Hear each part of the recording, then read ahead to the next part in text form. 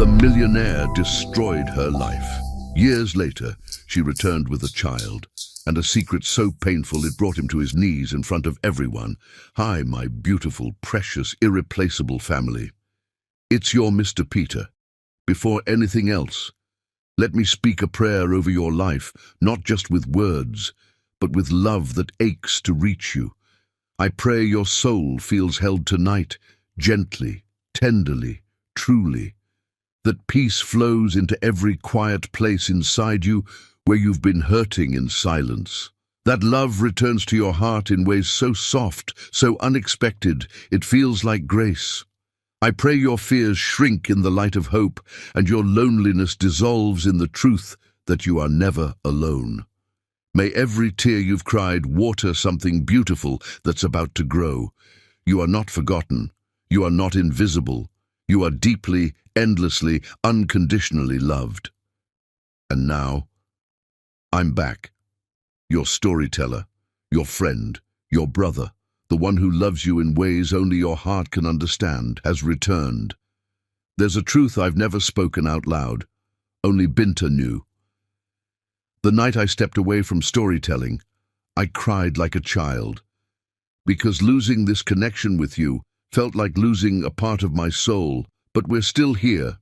This isn't just a channel. This is our home. This is our love story. So I ask you, with every beat of my heart, let's rise again, together. Like this video, leave a comment, share it with someone you care about. Let's show YouTube and the world we are not just numbers. We are one unshakable family. And please, my beautiful people, don't leave the story in the middle. Every second I wrote was a gift for you. If you walk away early, a piece of my heart walks away with you. Let's finish this story together, just like we've always done. With all my love, always and forever, your Mr. Peter. There are three kinds of men in this world: those who choose love, those who choose money, and those who think they can have both without paying the price. The letter arrived on a Tuesday that smelled like snow and regret, delivered by a courier who wouldn't meet Wanda's eyes. She recognized the handwriting before she saw the return address, Christopher's careful script, the same penmanship that had once written love letters, now reduced to legal communications. Avon looked up from her calculus homework at the kitchen table, her 18-year-old intuition sharp as her grandmother's. College acceptance letter. Something like that, Wanda said, slipping the envelope into her apron pocket. Some truths required careful timing, and this one had waited 10 years. It could wait until after dinner. But as she watched her daughter, their daughter, bend back over equations that would soon carry her to MIT, Wanda's mind traveled backward to another Tuesday, another letter, another choice that had changed everything. 18 years earlier. Bloomfield Hills. The champagne flutes caught Detroit's winter sunset like crystal promises, each bubble rising towards surfaces that would never be touched.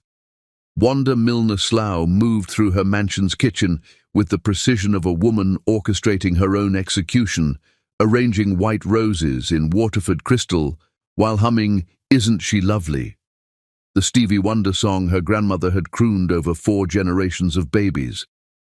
3 years of marriage deserved celebration. The pregnancy test hidden in her Hermes bag deserved announcement. But the manila envelope Christopher had left on the Marble Island that morning suggested neither celebration nor joy lay ahead. She'd found it at 6:47 a.m., positioned exactly where he left his coffee cup each morning, centered, deliberate, impossible to ignore, her name written in his careful script across cream-colored law firm stationery. Inside, 47 pages that could be summarized in 4 words: irreconcilable differences, effective immediately. The irony wasn't lost on her. On the same morning she'd planned to tell him about their baby, he'd decided their marriage was worth less than his board's comfort. "You knew this could happen," whispered the voice that sounded like her mother. "Rich white men don't keep black wives when it stops being profitable." But she'd fought that voice for 3 years, believing love could conquer spreadsheets and stock prices. believing the man who'd traced her grandmother's quilt patterns with reverent fingers understood what he was trying to erase. The front door slammed with the particular violence of a man who'd already mentally moved out. Christopher's footsteps across Italian marble lacked their usual confident rhythm. These were the steps of someone walking toward a conversation he'd choreographed but dreaded performing. "Wanda?" His voice carried the hollow ring of boardroom authority, the tone he used for quarterly reports and personnel terminations. She continued arranging roses, each stem a small act of defiance. "Dinner's ready. I made your favorite. We need to discuss the papers." What papers? The lie sat bitter on her tongue, but she wanted to hear him say it, wanted him to speak aloud the choice between her and money that he'd already made in the privacy of his lawyer's office. "You found the envelope. I found many things this morning." She turned to face him, one hand instinctively moving to protect her still flat stomach. "The question is whether you're brave enough to discuss all of them." Something flickered across his face, uncertainty, maybe guilt, but corporate training reasserted itself quickly. "The board held an emergency session yesterday about our situation." "Our situation?" She laughed, sharp and bitter as winter wind. "Is that what they're calling your wife now? A situation to be managed? They're calling it a liability." The words fell like stones into still water. A distraction from company focus, something that affects investor confidence. "Because I'm black. Because the optics. Because I'm black." She repeated it like a mantra, like a truth that needed witnessing. "Because having a black wife makes you look dangerous to white money. Because loving me publicly costs you privately." He couldn't meet her eyes, this man who'd once sworn he'd fight the world for her. "It's more complicated than that." "No, Christopher. It's exactly that simple." She moved toward him, close enough to see the sweat beading his forehead despite December's chill. "You've calculated the cost of keeping me versus the profit of discarding me, and I'm not worth enough to damage your portfolio." "That's not— I never said— You didn't have to say it." She gestured toward the envelope, toward the 47 pages that reduced 3 years of marriage to financial terms and asset division. "You put it in writing, with witnesses and notarization." The baby fluttered in her womb, too small to feel but present enough to change everything. She could tell him now, could watch his face transform as mathematics gave way to biology, as shareholder concerns collided with paternal instinct. But looking at him, at this man who'd just chosen money over love, image over substance, other people's comfort over his own wife, she couldn't speak the words. A man who would abandon her for being black would abandon their child for being mixed. A man who prioritized board meetings over marriage vows didn't deserve to know about the life growing inside her. "I see." She picked up the envelope, feeling its weight like lead in her hands. "And you expect me to simply sign these papers and disappear quietly? I expect you to understand that this is business, not personal." But his voice cracked on the last word, revealing the man underneath the executive. "Everything about marriage is personal, Christopher. Everything about love is personal. Everything about choosing fear over courage is deeply, devastatingly personal." She moved toward the door, each step deliberate as a funeral march. "I'll have my lawyer review your business proposal, but let me be clear about something." She paused in the doorway, silhouetted against the soft glow of their anniversary dinner, the meal she'd prepared with love, the candles she'd lit with hope, the future she'd imagined that would never exist. "You're not divorcing me because your board is racist. You're divorcing me because you're a coward, because you'd rather be rich and alone than brave and loved. Because when they asked you to choose between me and money, you didn't even hesitate." "Wanda, please." "The sad part is, you'll never know what you lost tonight. You'll never know the gift you threw away for stock options and shareholder approval." She climbed the stairs to pack her life into suitcases, leaving behind a man who thought he'd made a smart business decision and would spend the rest of his life discovering he'd made the biggest mistake of his existence. The pregnancy test remained in her purse, its secret safe. Some treasures were too precious to waste on unworthy recipients. Present day, Detroit. "Mom?" Avon's voice pulled Wanda back to the present, to the kitchen where her daughter, their daughter, was frowning at calculus problems that would soon carry her to college. "Sorry, sweetheart, just wool gathering." "About that letter." Wanda touched the envelope in her pocket, feeling the weight of 10 years and choices that had shaped everything that followed. Tomorrow she would have to decide whether Christopher Slough deserved to know what his cowardice had cost him. Tonight, she would watch her daughter solve equations with the same precision that had once helped Wanda solve the equation of survival after abandonment. Outside, Detroit's evening snow began to fall, covering the city in forgiveness it might not deserve but certainly needed. Some stories end where they begin, others begin where they should have ended long ago. Chapter 2: The Architecture of Leaving. Leaving a marriage is like dismantling a house. You keep the foundation stones that made you strong and burn everything that made you small. The snow had stopped, but the weight remained. Wanda stood at her bedroom window, watching Emery clear their driveway with the methodical patience that had first attracted her to him. Even in winter's harsh light, she could see the silver threading through his hair. 10 years of loving them had marked him in small, beautiful ways. "Mom?" Celine appeared in the doorway, 18 and fierce as spring lightning. "Dad said you got a letter that's making you remember sad things." Wanda smiled despite the ache in her chest. Her daughters had always been able to read her like scripture. Not sad things exactly, complicated things. About our biological father? The question hung between them like suspended breath. They'd always known the truth, that the man who'd helped create them had chosen not to stay, that Emery was their father in every way that mattered. But 18 brought new questions, sharper curiosities about identity and origin. "About choices," Wanda said carefully. "About the difference between the family you're born to and the family you choose." Celine nodded with the wisdom of a young woman who'd never doubted her place in the world. "Like how Dad chose us before he even met us." "What do you mean?" "He told me once that he'd been waiting his whole life for a ready-made family. Said some people spend years trying to create something perfect, but he got to walk into something that was already whole." Wanda's throat tightened. Even after all these years, Emery could surprise her with the depth of his understanding. "The letter," Celine continued, "it's from him, isn't it?" The other man. There was no point in lying. "Yes." "Does he want something?"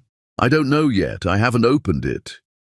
Celine studied her mother's face with the penetrating gaze she'd inherited from both parents, Wanda's intuition and Christopher's analytical mind, though she'd never know about the latter. "Do you want to?" Did she? After 10 years of building a life so complete that his absence felt like an ancient scar rather than a fresh wound, did she want to know what Christopher Slough thought he could say? "Part of me does," Wanda admitted. "The part that still wonders what might have been different. And the other part? The other part knows that some doors should stay closed, that some people get to walk away but don't get to walk back." 18 years earlier, Bloomfield Hills. Dawn arrived like an executioner's reprieve, inevitable but unwelcome. Wanda had spent the night dismantling 3 years of marriage with surgical precision, each item sorted into categories that felt like emotional taxonomy. Taking, grandmother's quilt, family photographs, her own dreams; leaving, everything that smelled like his money; burning, every gift that had been about his image rather than their love. The irony of packing her African art collection while he slept wasn't lost on her. He'd bought most of these pieces: Jacob Lawrence prints, a Kehinde Wiley portrait, sculptures by Richmond Barthay, trying to prove his appreciation for her culture.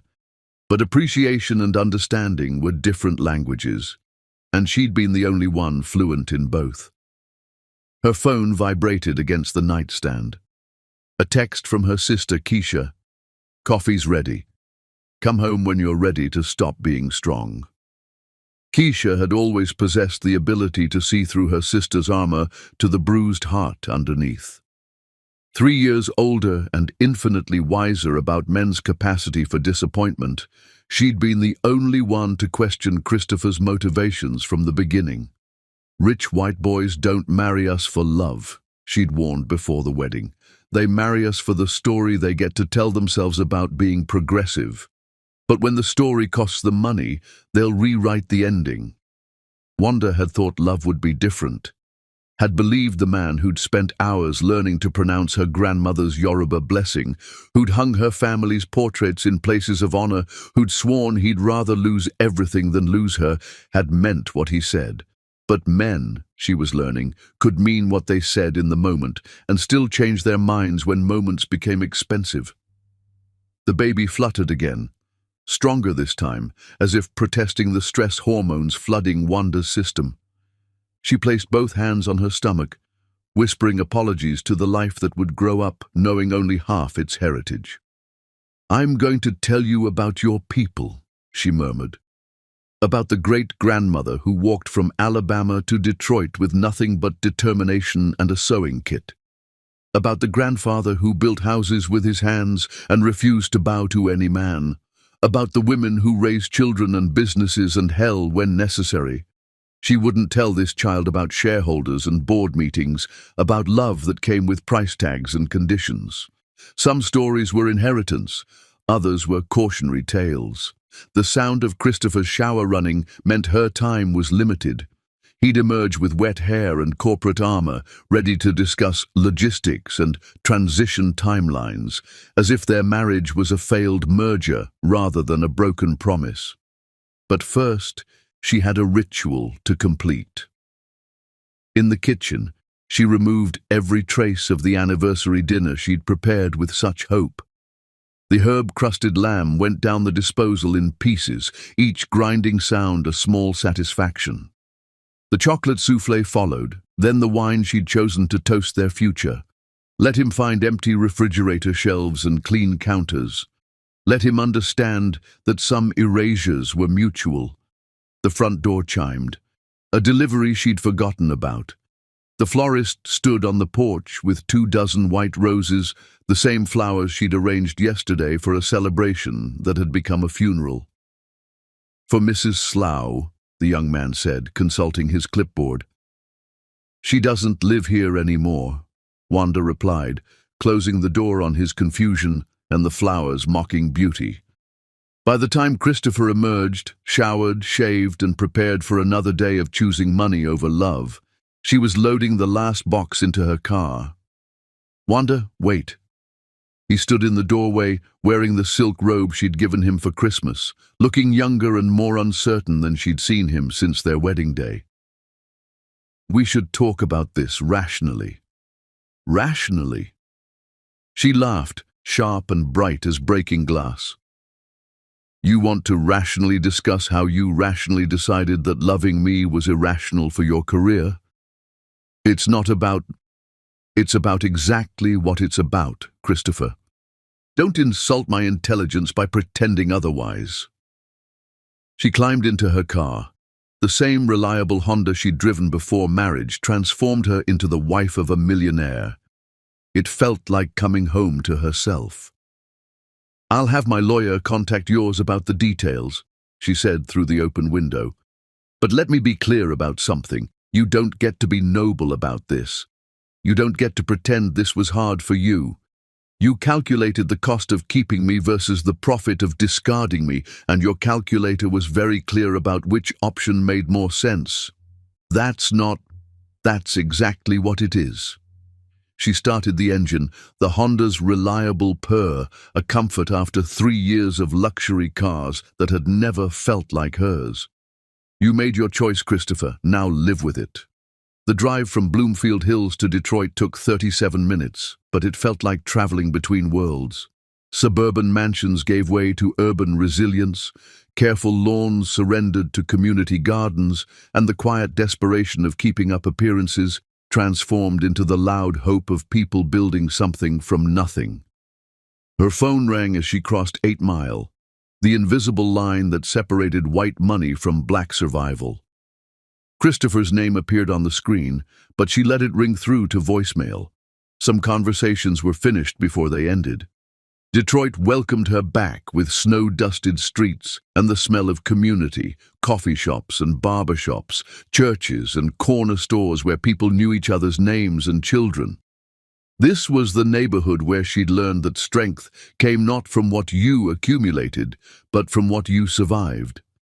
Keisha was waiting on the porch of their childhood home, arms open wide and judgment suspended. "Welcome home, baby sister." For the first time in 24 hours, Wanda let herself cry. Not from sadness, but from relief. Relief that she didn't have to be perfect anymore, didn't have to represent her entire race in board meetings and charity galas, didn't have to make herself smaller to fit into spaces that had never been designed for her.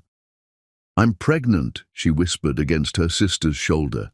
Keisha pulled back to study her face, reading the story written in Wanda's eyes. He knows. He forfeited the right to know. Good. Keisha's voice carried the fierce protectiveness that had shielded Wanda through childhood. Some men get to be sperm donors, others get to be fathers. He made his choice. Present day, Detroit. "Mom?" Celine's voice pulled Wanda back to the present. "You're smiling." "Am I?" "The same way you smile when you watch Dad shovel snow, like you're remembering something beautiful." Wanda looked out the window again, where Emery was finishing the driveway with characteristic thoroughness. He'd started this ritual the first winter they'd lived together, insisting that his girls shouldn't have to walk through snow to get to the car. 10 years later, he still cleared every flake as if their comfort was his sacred duty. "I'm remembering the day I realized the difference between a man who says he loves you and a man who shows it," Wanda said. "And the letter." Wanda pulled the envelope from her pocket, studying the handwriting that had once written promises on anniversary cards and now wrote, what? Apologies, demands, regrets too little and too late. "The letter is about the past," she said, "but our life is about the future."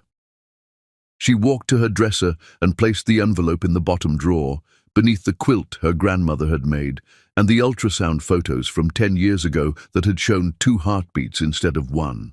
Some letters were meant to be opened immediately, others were meant to wait until you were strong enough to read them without breaking, and some perhaps were meant to remind you how far you'd traveled from the woman who'd once believed love could conquer arithmetic. Outside, Emery finished shoveling and looked up at their bedroom window, finding her face in the glass. He smiled and blew her a kiss across the distance, the same gesture he'd made every morning for 10 years, as reliable as sunrise and twice as warming. Christopher Slough could keep his letters and regrets. She had a family to love in the present tense. Chapter 3. 2 Hearts, 1 Future. Some children are born into the world like questions waiting for answers. Others arrive like answers to prayers you didn't know you were praying. The twins found Wanda in the kitchen at midnight, drawn by the light under the door, and the intuition that connected all 3 of them like emotional radar. At 18, Avon and Celine had perfected the art of silent communication. A tilt of the head, a shared glance, a decision made without words. "Can't sleep either?" Avon asked, settling at the kitchen table where she'd done homework for 10 years. "The letter's keeping you awake," Celine added, direct as always. She'd inherited Christopher's analytical mind and Wanda's emotional intelligence, though she'd never know about the former. Wanda turned from the stove where she was warming milk with honey and cinnamon, her grandmother's remedy for restless nights and troubled hearts. "What makes you think there's a letter?" "Because you've been touching your apron pocket all evening," Avon observed. "And because you get that same look every year around this time, like you're remembering something beautiful and terrible at the same time." The twins exchanged another look, the wordless conversation of children who'd never had to compete for love or attention, who'd been raised as partners rather than rivals. "It's him, isn't it?" Celine said. "The man who helped make us but never chose to know us." Wanda poured 3 cups of spiced milk, buying time to find words that could hold truth without causing pain. "What do you know about him?" "Only what you've told us," Avon said carefully. "That he wasn't ready to be a father. That sometimes people aren't brave enough for the love they're offered. And that we're better off without him," Celine added, with the certainty of a young woman who'd never doubted her worth. "Because we got Dad instead." The simple truth of it, spoken without bitterness or curiosity about what might have been, made Wanda's chest tighten with pride and relief. Her daughters had never felt like half of anything. They'd grown up whole, complete, secure in the knowledge that they were wanted exactly as they were. "Tell us about the day we were born," Avon requested, settling into the story like a familiar blanket. "The real version, not the pretty one." 18 years earlier, Detroit Medical Center. The first contraction seized Wanda at 3:17 a.m. on a February morning when Detroit was locked in winter's final, desperate grip. She'd been lying in the narrow bed of her studio apartment, one hand on her swollen belly, feeling the twins perform their nightly acrobatics. Avon methodical in her movements, Celine dramatic in her protests against confinement. Keisha. She reached for her phone with steady hands. Her sister had been sleeping on the pull-out couch for 2 weeks, refusing to leave Wanda alone as her due date approached. "It's time." Within minutes, Keisha materialized with the calm efficiency of someone trained to handle crises. As a social worker, she'd seen every possible family configuration and understood that love came in forms that law and tradition often failed to recognize. "You ready to meet your daughters?" Keisha asked, helping Wanda into the coat they'd bought at Goodwill, practical, warm, and nothing like the designer maternity clothes Christopher's money could have provided. "I've been ready for 7 months, Wanda replied, though part of her heart ached for what should have been, nervous grandparents flying in from distant cities, a father pacing the waiting room, friends sending flowers and balloons. Instead, it was just her and Keisha, creating their own fierce definition of family. The drive to Detroit Medical Center passed through neighborhoods that held 4 generations of black women's stories. Women who'd delivered babies during the Great Migration, who'd raised children on assembly line wages, who'd built beauty from whatever materials they could gather. This was where Wanda belonged, among people who understood that strength was inherited and survival was a collaborative art. Dr. Patricia Williams waited in labor and delivery with the warm authority of a woman who'd helped bring countless children into the world.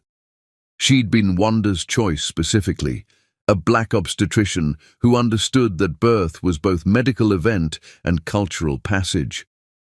"Ready to do this?" Dr. Williams asked, and something in her tone suggested she knew this birth was about more than bringing babies into the world. It was about proving that love could flourish without the approval of men who calculated its worth. Labor progressed with the intensity of a summer storm, sudden, overwhelming, transformative. Wanda had refused all pain medication, wanting to feel every sensation, to experience the full power of bringing life from her body. Each contraction was a reminder of her strength, her ability to create something beautiful from something broken. "Tell me about the gallery," Keisha said during a brief respite, helping Wanda focus on the future she was building. "Paint me the picture." "High ceilings, Wanda gasped between contractions. Natural light flooding through tall windows, art by people who look like us, telling stories that need telling, a place where our children can see themselves reflected in beauty. And the girls will grow up there, surrounded by creativity and culture and pride. They'll know where they come from, who they are. Another contraction gripped her, stronger than before. They'll never have to make themselves smaller to fit into spaces that weren't designed for them. Hours passed in a rhythm of breathing and pushing, of Keisha's steady voice and Dr. Williams' expert guidance. But underneath the physical work was emotional archaeology. Wanda was excavating the parts of herself that Christopher's rejection had buried, reclaiming the woman who'd existed before she'd tried to fit into his world. "I can see the first baby," Dr. Williams announced. "Here comes your daughter." Avon entered the world with the quiet dignity that would characterize her entire life, alert, observant, as if she were already taking note of everything she'd need to know. She was perfect in the way that made time stop and hearts expand beyond their known capacity. "She's beautiful," Keisha whispered, tears streaming down her face. "Look at those eyes. She's going to see everything." "She looks like my mother," Wanda said, cradling her firstborn against her chest. "Strong and wise and ready for whatever comes." 22 minutes later, Celine announced her arrival with the dramatic flair that would become her signature, a cry that filled the delivery room like an opera singer claiming her stage. Where Avon was contemplative, Celine was expressive, her tiny fists waving as if she were already prepared to fight for her place in the world. "Twins," Dr. Williams said, placing Celine beside her sister on Wanda's chest. "Two beautiful, healthy girls." Looking down at her daughters, Wanda felt a completeness that had nothing to do with Christopher's absence and everything to do with their presence. These children were hers entirely, not shared with a man who'd chosen money over love, not complicated by divided loyalties or conditional acceptance. "What about the father on the birth certificates?" the nurse asked, with practiced gentleness. "Father unknown," Wanda said without hesitation. It was the literal truth in every way that mattered. A father was someone who chose to be present, who loved without conditions, who put children's needs before personal comfort. Christopher Slough had forfeited that title before these babies had even been born. The nurse made the notation without comment. This was Detroit, where single motherhood was often a testimony to strength rather than a mark of failure, where communities raised children when individual men chose to disappear. Over the next hours, as Wanda nursed her daughters and marveled at their perfect features, she began to see glimpses of who they would become. Avon was peaceful, content to observe her new world with intelligent consideration. Celine was more demanding, wanting immediate attention and comfort, her personality already blazing through her tiny form. "They're going to be extraordinary," Keisha said, gently stroking Avon's cheek while Celine fussed for more milk. "They're going to know they're loved," Wanda promised with fierce certainty. "Every single day, they'll know they're wanted and treasured exactly as they are." Present day, Detroit. "And then what happened?" Celine asked, though she'd heard this story dozens of times. "Then the whole world changed," Wanda said, sipping her spiced milk and watching her daughters' faces in the kitchen light. "Suddenly I wasn't a woman who'd been left behind. I was a mother with a purpose. I was 3 people instead of 1. "And you were never lonely?" Avon asked with the perceptiveness that had marked her since birth. "How could I be lonely with you two? You filled every empty space I didn't even know I had." "But weren't you scared?" Celine pressed. "About money and daycare and raising us alone?" Wanda considered lying, offering the sanitized version where everything had been perfect from the beginning. But her daughters deserved the truth. That strength wasn't the absence of fear, but the decision to act despite it. "Terrified," she admitted, "but I was also determined. I knew I could give you something more valuable than money.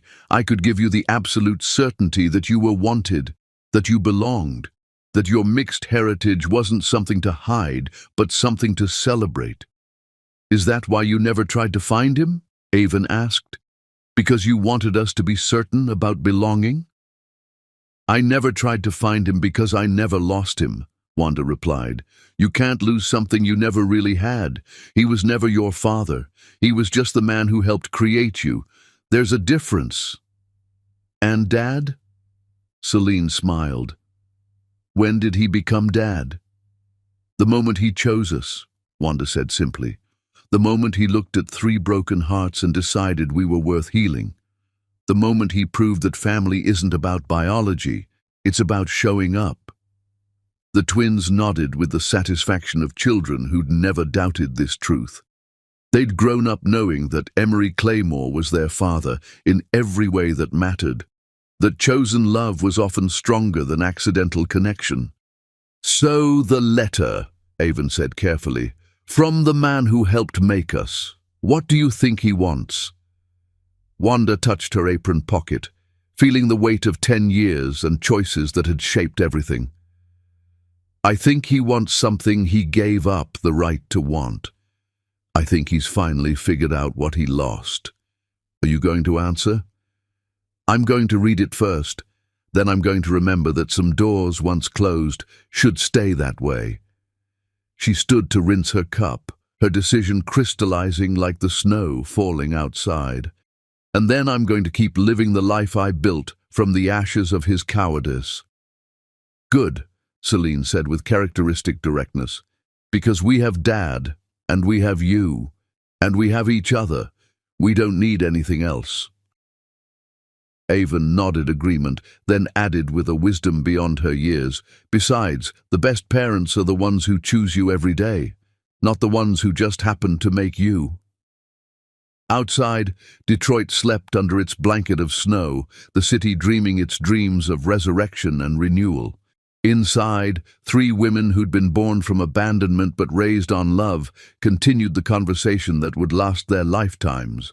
About belonging, about choosing family, about the difference between men who father children and men who raise them. Some stories begin with loss. Others begin with the decision to turn loss into strength, abandonment into independence, broken promises into unbreakable bonds. Christopher Slough's letter could wait until morning. Tonight belonged to the family he'd never deserved to know. Chapter 4. The language of chosen love. Real love doesn't announce itself with grand gestures. It whispers itself through 1,000 small choices spoken in the dialect of daily devotion. Sunday morning arrived with the ritual precision that had anchored the Claymore family for 8 years. Wanda stood at her grandmother's cast-iron stove, stirring grits with the wooden spoon that had fed 4 generations of strong black women, while Detroit's church bells called the faithful to worship they'd attend later. But first, there was this, the sacred space of family breakfast, where love was spoken in the language of brown butter and perfectly seasoned eggs. "Mom, you're humming Stevie Wonder again," Celine observed from the table where she was supposed to be reviewing her college application essays, but was instead building abstract sculptures from her orange slices. At 18, she'd retained the creative restlessness that had marked her since birth. "Isn't she lovely?" Avon identified without looking up from her calculus textbook. Even during family breakfast, she absorbed knowledge like a sponge, her mind already reaching toward the MIT acceptance letter that would arrive any day. "You always hum it when you're thinking about the day we were born." Emery emerged from his study carrying the essays he'd been grading since dawn, 43 papers about dreams and disappointments from students who saw education as their only escape route from poverty. At 48, he moved with the steady grace of a man who'd found his purpose in lifting others. "Morning, beautiful women," he said, kissing each of them in turn. Wanda's lips, then the tops of his daughters' heads with the casual affection of someone who'd never had to earn the right to love them. Dad, settle an argument, Celine said, abandoning her orange slice architecture. Mom thinks I should write my Harvard essay about overcoming adversity, but I don't think we've had any real adversity to overcome. Wanda paused in her stirring, touched by her daughter's innocence. Celine had grown up so secure in love that she couldn't recognize the adversity they'd conquered simply by becoming the family they were. "What do you think adversity looks like?" Emery asked, with the gentle probing of an educator who knew the best learning came through discovery. "I don't know. Poverty, abuse, parents on drugs?" Celine gestured around their comfortable kitchen, not wealthy, but abundant with love and stability. "We've had this. We've had each other. We've had you showing up every day like it was your job to love us." "It is my job to love you," Emery said simply, settling into his chair with the satisfaction of a man who'd found his calling. "Best job I ever had." 10 years earlier, Corktown Gallery opening. The scent of possibility hung in the air, turpentine and fresh paint, wine and hope. Wanda moved through her gallery on opening night, checking details with nervous energy. The Millionaire Gallery occupied a converted warehouse in Corktown, all exposed brick and soaring ceilings. 5 years of planning, 3 years of renovation, every dollar invested in creating something that had never existed, a space where black art could be celebrated.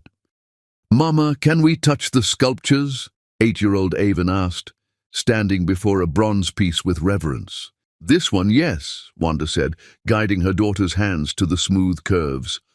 "Art isn't always meant to be distant." "Wanda Milner?" She turned to find a tall black man with kind eyes and professor's posture. "It's Claymore now. And you are?" "Emery Claymore," he said with a smile. "No relation. Though if I were going to share a name with someone, I couldn't have chosen better." They talked for hours as the crowd thinned and the twins fell asleep on the vintage couch. Their conversation flowed from art to education to the shared belief that children deserved to see themselves reflected in excellence. "I should get them home," Wanda said finally. "Let me help," Emery offered, and something in his tone suggested he meant more than carrying sleeping children. Present day. "So what was it about Dad that made you trust him?" Avon asked, bringing Wanda back to the present where eggs were getting cold and Sunday was waiting to unfold. "He saw you first," Wanda said, serving breakfast with the automatic grace of someone who'd performed this ritual thousands of times. "Before he even really saw me, he saw you too. He talked to you like you mattered, like your opinions were important." "Most people don't do that with kids," Celine observed with the wisdom of someone who'd experienced both dismissal and respect. "Most people see children as interruptions to adult conversation," Emery agreed, cutting his eggs with characteristic precision. "But children are the point of adult conversation. Everything we do, everything we build, it should be for them." "Is that why you became a principal?" Avon asked. "To build things for kids?"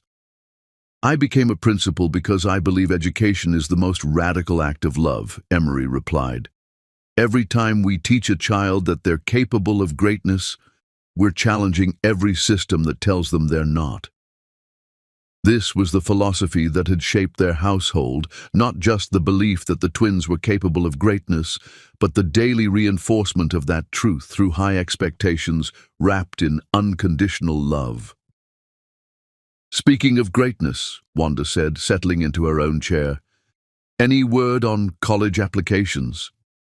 "MIT said they'd have decisions by Friday," Avon replied with the calm that masked her nervousness. "And Northwestern called yesterday. They want to schedule an interview." "Harvard's being mysterious," Celine added.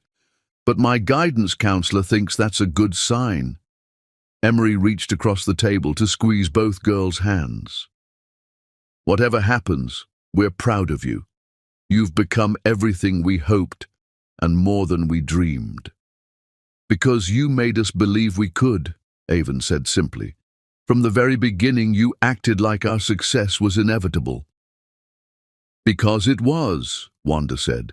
"Not because success was guaranteed, but because you were raised to understand that failure isn't about falling down, it's about not getting back up." 8 years earlier, parent-teacher conference. "Mr. and Mrs. Claymore." The teacher's voice carried the particular exhaustion of someone who'd spent the day trying to inspire 12-year-olds. "Thank you for coming." Emery and Wanda sat in the tiny plastic chairs that made every adult feel like they were being punished, waiting to hear about Celine's latest creative interpretation of assignment requirements. "Celine is—" Mrs. Rodriguez paused, clearly searching for diplomatic language. "Exceptionally bright. But she has very strong opinions about how learning should happen." "What did she do this time?" Wanda asked with the resignation of a mother who loved her daughter's spirit, but occasionally wished it came with an off switch. "She rewrote the ending to Romeo and Juliet," Mrs. Rodriguez said. "Instead of dying, they run away to start a theater company that performs plays about conflict resolution." Emery's laugh rumbled through the classroom. "That sounds like Celine. What was the assignment?" "To write a 5-paragraph essay about theme in Shakespeare." "Did she identify the themes?" Wanda asked. "Oh yes. She identified 6 different themes and then explained how the play would be more effective if Shakespeare had developed them differently." Mrs. Rodriguez pulled out Celine's paper, covered in red ink but also adorned with a large A+. "I've never had a 12-year-old critique the bard's narrative choices with such confidence." "Should we be concerned?" Emery asked, with the gentle probing that had made him an effective principal, always seeking to understand rather than judge. "Concerned? Number prepared?" "Yes." Mrs. Rodriguez smiled. "You're raising children who think for themselves. That's going to challenge every teacher they meet from now until graduation." "Good," Wanda said firmly. "They should think for themselves. They should question authority. They should believe their voices matter. Present day." "Remember when you rewrote Romeo and Juliet?" Emery asked Celine, who was now working on her own college essays with the same creative fearlessness. "That was good practice for my Harvard essay." Celine grinned. "I'm writing about how traditional narratives fail young women by teaching them that love requires sacrifice instead of growth." "And you, Avon?" Wanda asked. "What's your MIT essay about?" "The mathematics of social justice," Avon replied. "How data analysis can identify systemic inequities and engineering can design solutions." Emery's smile could have powered the entire neighborhood. "My brilliant daughters, changing the world one essay at a time." "We learned from the best," Avon said, gesturing around the kitchen that had been the center of their education, in love, justice, and possibility. "You learned from each other," Wanda corrected. "I just provided the space and the snacks." "And Dad provided the guidance and the grading," Celine added, nudging Emery's shoulder affectionately. "I provided the love," Emery said simply. "Everything else was just details." The simple truth of it hung in the air like a blessing.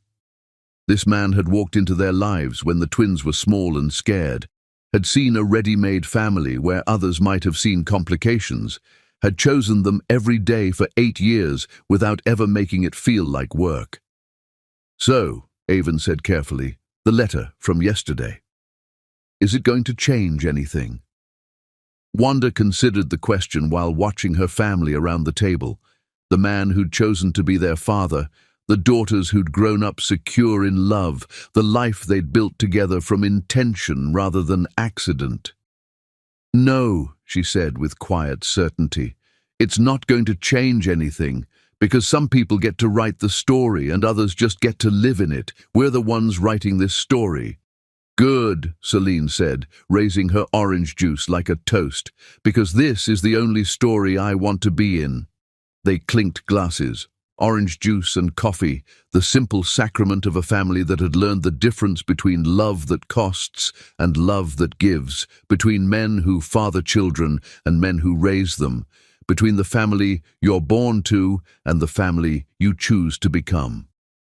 Outside, Detroit's Sunday morning unfolded with its own rituals of community and connection. Inside, the Claymore family continued writing their story, one breakfast, one conversation, one moment of chosen love at a time.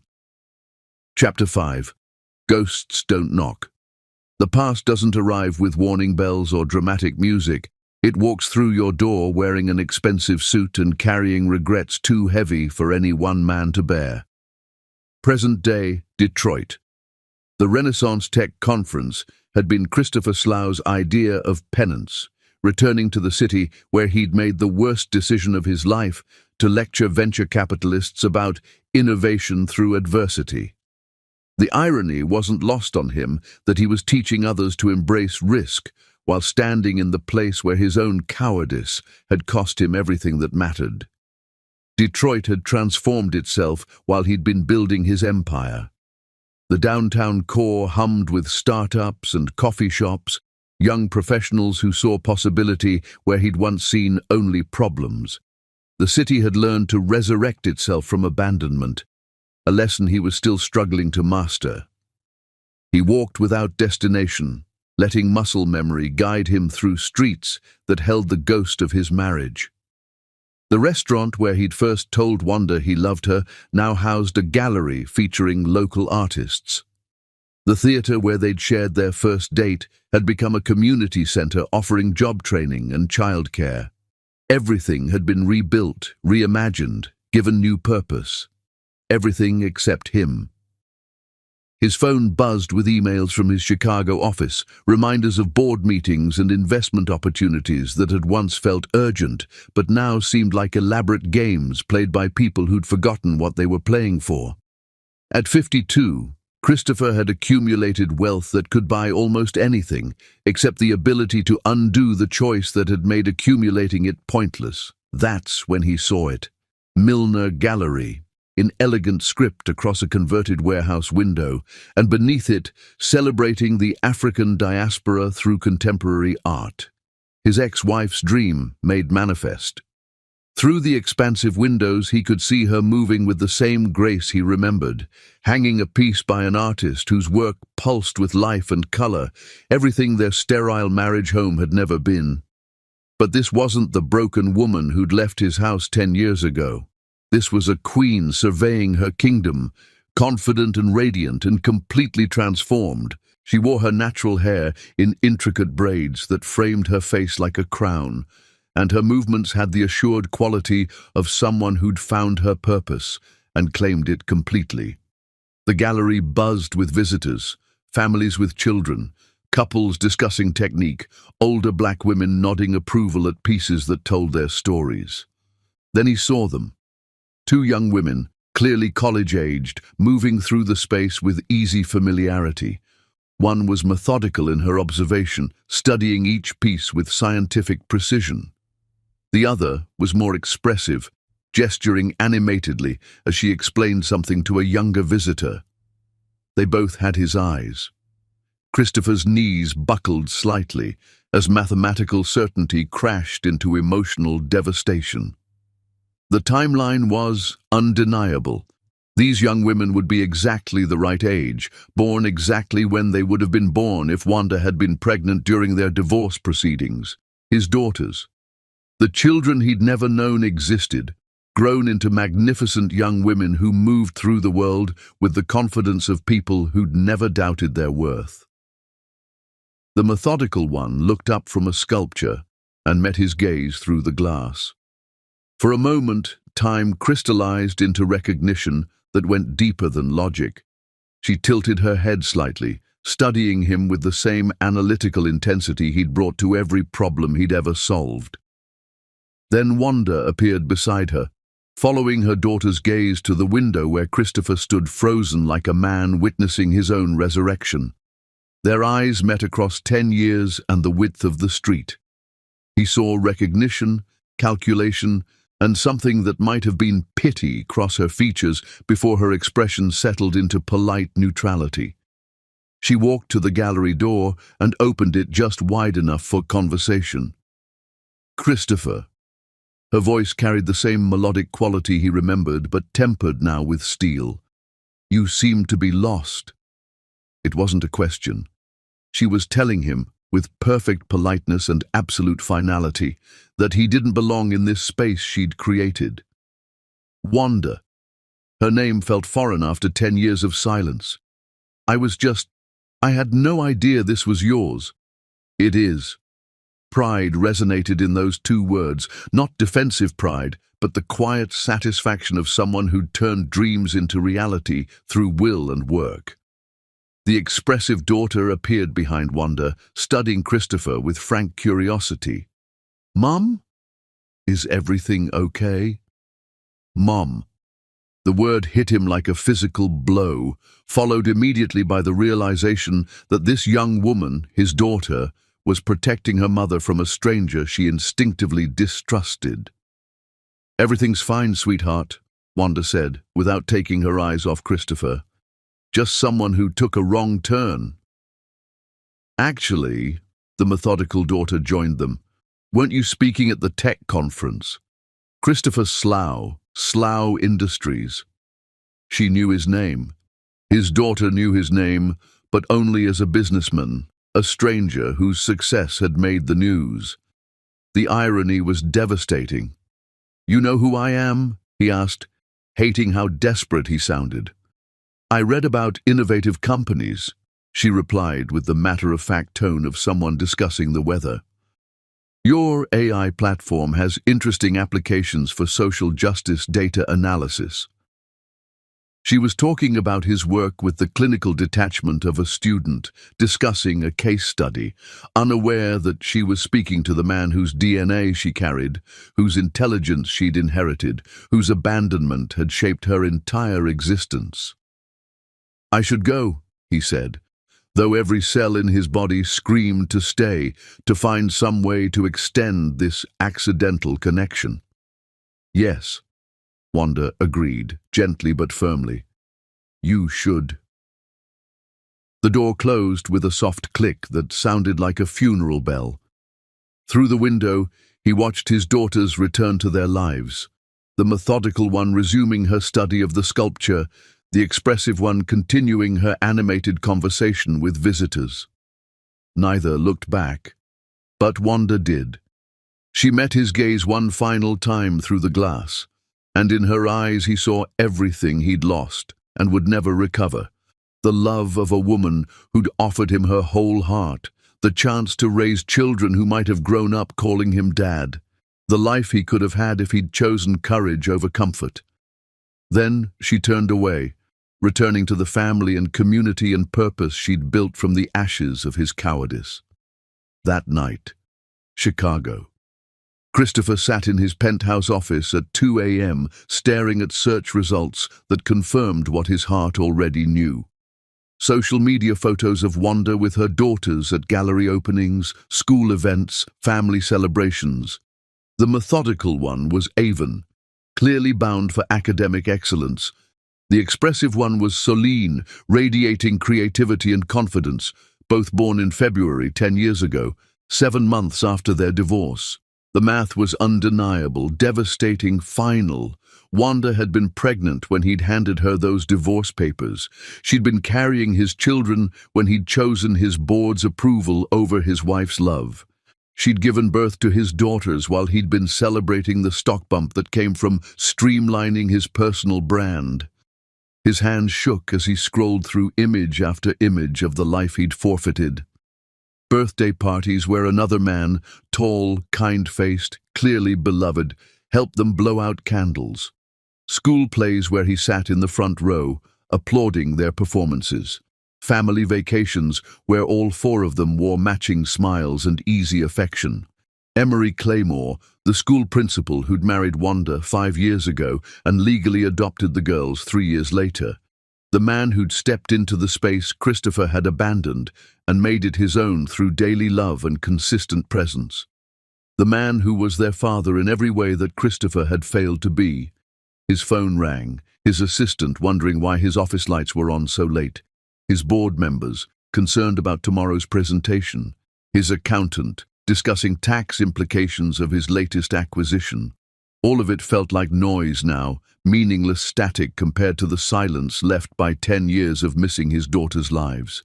He'd built an empire on the foundation of his broken marriage, had accumulated wealth that could buy almost anything except the ability to undo his greatest failure. His net worth had grown exponentially while his daughters learned to walk, talk, read, dream without ever knowing his name as anything more than a stranger from the business pages. The most successful venture capitalist in Chicago, and he'd failed to recognize the most valuable investment of his life until it was too late to matter. Present day. Wanda found the letter waiting on her doorstep the next morning, cream-colored stationery with his familiar handwriting, weighted down by a smooth stone from Lake Michigan that he'd clearly chosen with symbolic intent. She read it in her kitchen while coffee brewed and Detroit woke up around her, while her daughters slept upstairs in beds that Emery had assembled with patient care, in rooms decorated with their achievements and dreams. Wanda, I know I have no right to write this letter, no right to expect you to read it, no right to ask anything of you after 10 years of silence. But I'm asking anyway, not for myself, but for the daughters I saw yesterday in your gallery. I've spent the night doing mathematics that I should have done 10 years ago, understanding finally what my cowardice cost all of us. They're beautiful, Wanda. They're brilliant and confident and everything I never deserved to help create. I'm not writing to ask for anything. I'm writing to acknowledge what I lost, what I threw away, what I was too stupid and scared to fight for. I'm writing to tell you that seeing them yesterday, seeing the women they've become under your guidance and Emery's love, is both the most wonderful and most devastating experience of my life. I don't deserve to know them. I don't deserve to call them my daughters. I forfeited those rights when I chose money over love, when I let other people's prejudices matter more than my own family. But I want you to know that they exist in my heart now, that their faces will be the last thing I see before sleep and the first thing I think of when I wake. I want you to know that I understand finally the true cost of the choice I made. I won't contact you again. I won't disrupt the life you've built, the family you've created, the love you've found. But I needed you to know that somewhere in Chicago, a broken man is grateful that his greatest failure led to your greatest triumph. Thank you for protecting them from me when they needed protection. Thank you for giving them everything I couldn't. Thank you for being everything I wasn't brave enough to be. Christopher. Wanda folded the letter carefully and placed it in her kitchen drawer next to the ultrasound photos from 10 years ago and the adoption papers that had made Emery legally what he'd always been emotionally, her daughter's father. Upstairs, she could hear the twins getting ready for school, Avon methodically organizing her day while Celine searched dramatically for her missing calculus book. Normal sounds from a normal morning in a life built on intention rather than accident. Some letters demanded responses. Others simply needed to be acknowledged and filed away, evidence of roads not taken and choices that had led to exactly where they were supposed to be. Christopher Slough had finally learned the difference between fathering children and raising them.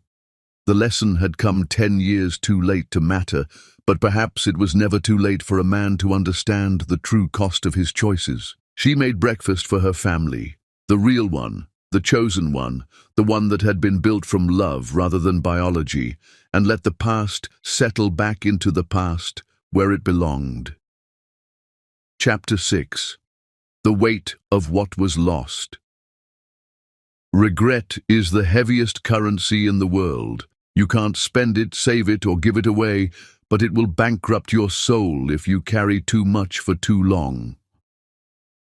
Christopher Slough had been awake for 37 hours, sustained by coffee and the particular madness that comes from discovering you've spent 10 years running from the most important truth of your life. His penthouse office had become a shrine to his own failure. Printouts scattered across mahogany surfaces, laptop screens glowing with social media profiles, phone calls to investigators who specialized in the archaeology of abandoned families. The Renaissance Tech Conference was a distant memory, forgotten the moment he'd seen his daughters through that gallery window. The board meeting he'd missed had generated 17 voicemails and 43 emails, all variations on the theme of "Where the hell are you?" But Christopher had found something more important than profit margins and market projections. He'd found the life he could have lived. Detective Vincent Morrison arrived at 3 a.m. with the resigned expression of a man who'd spent 30 years watching wealthy people discover that money couldn't purchase redemption. He carried a thick folder that contained 10 years of Christopher's daughters' lives, reduced to data points and documentation. "You sure you want to know all this?" Morrison asked, settling into the leather chair across from Christopher's desk. "Sometimes ignorance is kinder than knowledge." "I need to know," Christopher said, though his hands shook as he reached for the folder. "I need to understand what I lost." Morrison opened the file with practiced efficiency. Avon Marie Claymore, 18 years old, graduating valedictorian from Cass Technical High School next month, early admission to MIT for biomedical engineering, National Merit Scholar, volunteer tutor, member of the debate team that won state championships 3 years running. Christopher studied the photograph of a young woman who looked like a feminine version of himself. Same analytical eyes, same determined jaw, same way of tilting her head when concentrating. But where his intensity had been driven by ambition, hers seemed motivated by genuine curiosity and desire to help others. "She wants to design prosthetics for children in developing countries," Morrison continued. Her senior project involved creating low-cost 3D printed limbs using recycled materials. At 18, she's already been published in 2 peer-reviewed journals. The words hit Christopher like physical blows. His daughter, and she was his daughter, the resemblance was undeniable, was already changing the world while he'd spent 18 years accumulating wealth for no purpose beyond proving he could. And the other one? Celine Grace Claymore, also 18, they're twins, born 22 minutes apart. Early admission to Harvard for creative writing and social justice. Editor of her school's literary magazine, winner of 3 national poetry competitions, organizer of a community arts program that serves underprivileged kids. The photograph showed a young woman with Wanda's grace and an infectious smile that suggested she'd never met a stranger or faced a problem she couldn't solve through sheer force of personality. "She's written a collection of essays about growing up as a mixed-race woman in Detroit," Morrison added. "Publishers are already interested. At 18, she's got more wisdom about identity and belonging than most people acquire in a lifetime." Christopher closed his eyes, trying to absorb the magnitude of what he'd lost. Not just children, but extraordinary children. Not just daughters, but young women who were already contributing to the world in ways he'd never imagined. "Tell me about their father," he said quietly. "Their real father." Morrison's expression shifted to something approaching sympathy. Emery Claymore, 47 years old, principal of Frederick Douglass Academy for 8 years. Before that, he taught history and coached debate team. Adopted the girls when they were 10 years old after marrying their mother. What's he like? By all accounts, the kind of man every child deserves and most never get. Morrison pulled out more photographs. Emery at school functions, family vacations, graduation ceremonies. He's never missed a parent-teacher conference, school play, or soccer game. He taught them both to drive, helped them with college applications, walked them through their first heartbreaks. Each detail was a knife wound, precise and devastating. While Christopher had been building his empire, another man had been building relationships with his children. While he'd been accumulating stock options, Emery had been accumulating memories. "The community loves him," Morrison continued relentlessly. Teachers say he transformed the school from a last resort into a place where kids compete to attend. Parents say he knows every student's name and story. The girls worship him. "Show me," Christopher said masochistically. Morrison pulled out a tablet loaded with video clips, Avon's debate team victory, where Emery's proud applause was audible from the recording device, Celine's poetry reading where he wiped away tears without shame, family interviews for a local news segment about successful school programs where both girls spontaneously hugged him when asked about their biggest inspiration. "He's their father," Morrison said simply. Not because of biology, but because he chose to be. Every day for 8 years, he chose to be their father. Christopher watched his daughters light up when they talked about Emery, saw the easy affection between them, witnessed the security that came from knowing you were completely loved. Everything he'd forfeited was there in those videos, the bedtime stories he'd never read, the problems he'd never helped solve, the pride he'd never earned the right to feel. "There's more," Morrison said carefully, "about why he came into their lives. Tell me." Wanda struggled the first few years. Single mother trying to establish her gallery, raising twins while building a business. The community helped, but it was hard, really hard. Christopher's chest tightened. How hard? Food bank hard. Choosing between heat and groceries hard, working 3 jobs while the twins were in daycare hard. Morrison's voice carried the weight of truths that couldn't be softened. She never asked for help, never reached out to you or your family.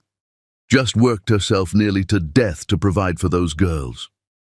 The revelation hit Christopher like a physical assault. While he'd been celebrating his divorce-induced stock surge, Wanda had been struggling to feed their children. While he'd been buying his second home, she'd been choosing between rent and groceries. While he'd been proving to his board that discarding his black wife was good for business, that same wife had been working multiple jobs to support the children he'd never known existed. "She could have contacted me," he said weakly. "Could have asked for support." Could she? Morrison's question carried decades of experience with men who'd abandoned families. "You'd just divorced her because your board found her existence inconvenient. What made you think she'd trust you with her children's welfare?" The logic was irrefutable and damning. He'd demonstrated that his love came with conditions, that his commitment had price limits. Why would she risk her children's security on a man who'd already proven he'd choose money over family? "When did it get better?" Christopher asked. "When Emery came into the picture.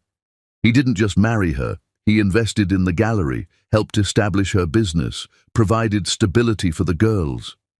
Within 2 years of their marriage, Wanda was thriving. The gallery became profitable, the twins had everything they needed, and they had a father who showed up."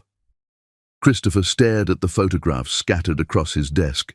His daughter's birthday parties, school events, family vacations, moments of joy and connection he'd forfeited before they'd even been born. "I want to see them," he said suddenly. "Not approach them, just observe them.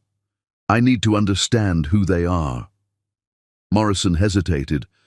"Mr. Slough, I have to advise against one observation. From a distance, I need to see my daughters living their lives."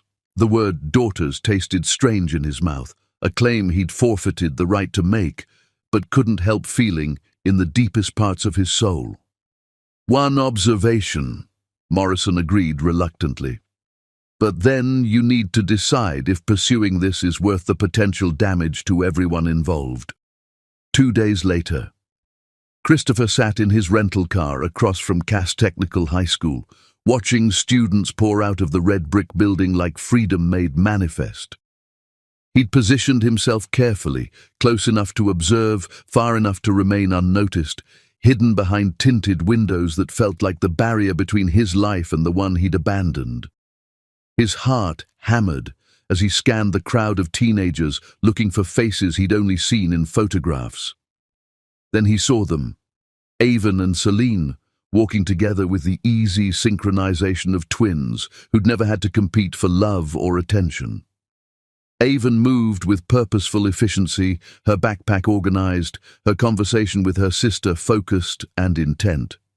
Celine was more animated, gesturing as she told some story that made Avon laugh, a sound Christopher had never heard but recognized as the most beautiful music he'd ever encountered. A familiar SUV pulled up to the curb, and Christopher's chest constricted as Emery Claymore emerged.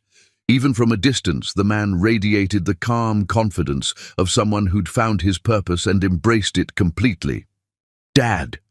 Celine's voice carried across the pickup area as she broke into a run, launching herself into Emery's arms with the absolute trust of someone who'd never been dropped, disappointed, or abandoned.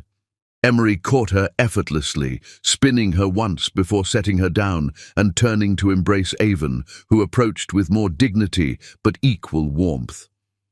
Christopher watched his biological daughters greet the man they called father, and the love between them was so tangible it made his chest ache with recognition of everything he'd lost. "How was school, brilliant girls?" Emery's voice drifted across the parking lot, warm with genuine interest and pride. "I got my MIT acceptance letter," Avon announced with quiet satisfaction, pulling an envelope from her backpack. "And I got into Harvard," Celine added, practically bouncing with excitement. "Early admission with a partial scholarship." Christopher watched Emery's face transform with pride so pure it was almost painful to witness. This man, this stranger who'd stepped into the space Christopher had abandoned, was experiencing the joy that should have been his. These accomplishments, these moments of triumph, these children who were changing the world at 18, all of it belonged to Emery now because he'd earned it through 8 years of daily love. "That's my extraordinary daughters," Emery said, pulling both girls into a group hug that lasted long enough for Christopher to memorize every detail. "MIT and Harvard. Your mother's gonna cry happy tears." "Good tears, though," Avon clarified with the slight smile that reminded Christopher painfully of himself at her age. "The best tears," Emery agreed. "The kind that come from watching your children become everything you hoped and more than you dreamed." As they climbed into the SUV, Christopher caught a glimpse of the interior, debate team trophies on the dashboard, family photos tucked into sun visors, the comfortable chaos of a vehicle that had transported children to countless activities and adventures. A small placard hung from the rearview mirror, "World's Greatest Dad," in Celine's distinctive handwriting. The SUV pulled away, carrying his daughters toward a home where they belonged, where they were celebrated, where their achievements would be shared over dinner with parents who'd earned the right to be proud. Christopher sat in his rental car for a long time after they disappeared, processing what he'd witnessed. These weren't children who needed rescuing or claiming. They weren't missing anything from their lives. They had everything: love, stability, support, and 2 parents who'd chosen them completely and consistently. That night, Detroit hotel. Christopher's phone showed 47 missed calls from his Chicago office and 83 unread emails, all variations on the theme of mounting crisis as Slough Industries functioned without its CEO for the first time in 15 years. Board meetings had been postponed, deals were stalling, and his absence was generating speculation among investors. But for the first time in his adult life, business felt like background noise compared to the symphony of regret playing in his head. He'd built an empire on the foundation of his broken marriage, had accumulated wealth that could buy almost anything except the ability to undo his greatest failure. His net worth had tripled, while his daughters learned to walk, talk, read, and dream without ever knowing his name as anything more than a stranger from the business pages. The irony was devastating. He'd divorced Wanda to protect his business interests, to appease investors who were uncomfortable with interracial leadership. But those same investors had children of their own, sons and daughters, who made all their wealth and success meaningful, who gave purpose to their accumulation. Christopher had chosen money over family and ended up with neither wealth nor love that mattered. His laptop screen showed the social media profiles he'd been studying obsessively: Avon's LinkedIn page with its impressive research publications, Celine's Instagram filled with poetry and social justice advocacy, family photos that told the story of a life lived with intention and joy. In every image, Emery was present, not as an intruder or replacement, but as the gravitational center around which their family orbited. He was the constant in equations that had solved themselves beautifully without Christopher's input. The hotel room felt suffocating, filled with the weight of 10 years' worth of missed moments.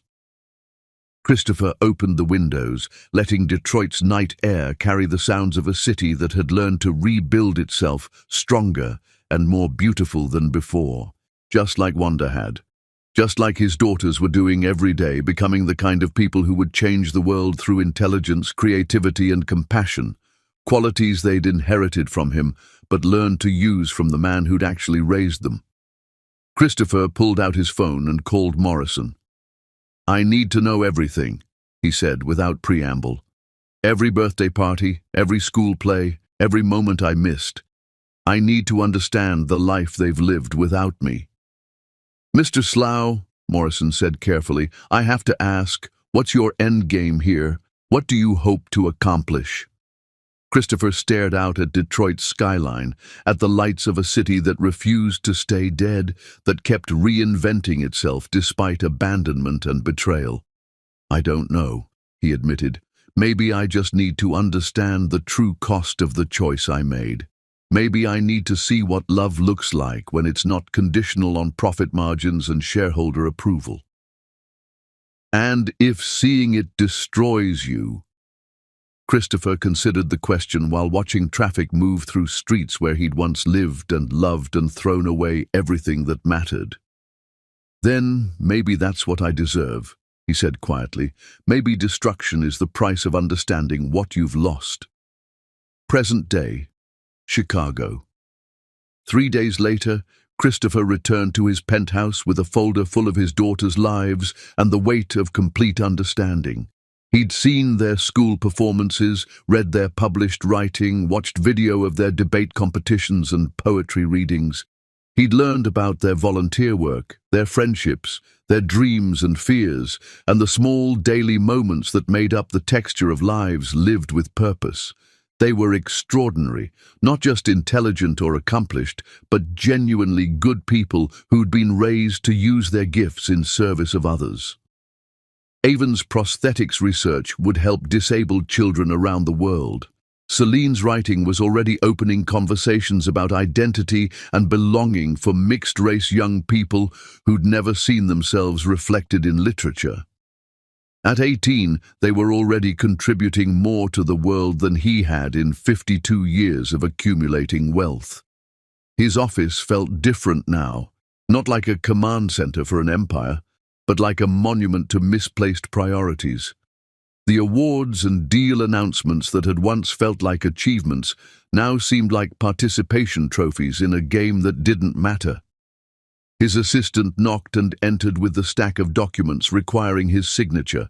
Contracts worth millions, deals that would expand his influence, investments that would increase his net worth by another few percentage points. "Sir," she said when he didn't reach for the papers, "the board is waiting for your decision on the Singapore acquisition." Christopher looked at the documents, then at the photographs of his daughters scattered across his desk. Avon accepting a science award, Celine reading poetry at a community event, both of them laughing with Emery at some family dinner. "Cancel it," he said quietly. "Sir?" "Cancel the acquisition. Postpone the board meeting. Clear my schedule for the rest of the week." His assistant stared at him as if he'd announced plans to become a circus performer. Everything. Everything. Christopher stood and walked to the window, looking out at Chicago's skyline, Another city that had learned to reinvent itself, though perhaps not as successfully as Detroit.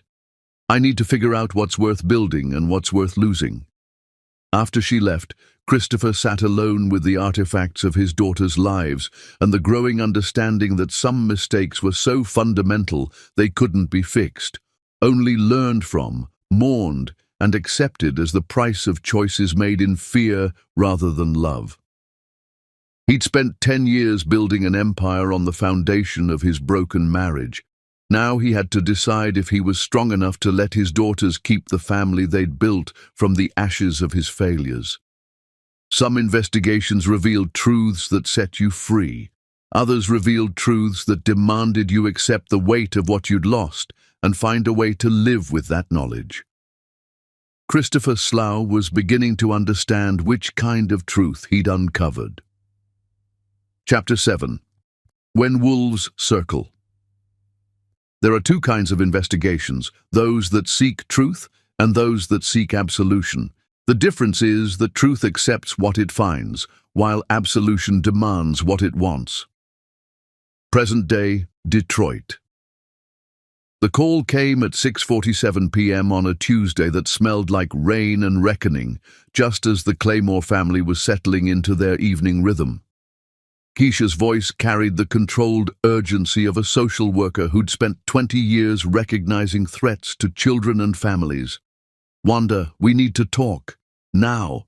Wanda stepped away from the kitchen where she'd been helping Celine prepare for her Harvard interview, into the hallway where her voice wouldn't carry to daughters who didn't need to inherit her fears. "What's happened?" Mrs. Patterson called from Cass Tech.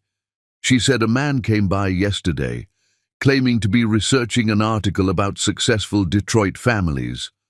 Wanted detailed information about Avon and Celine's academic records, their activities, their family background.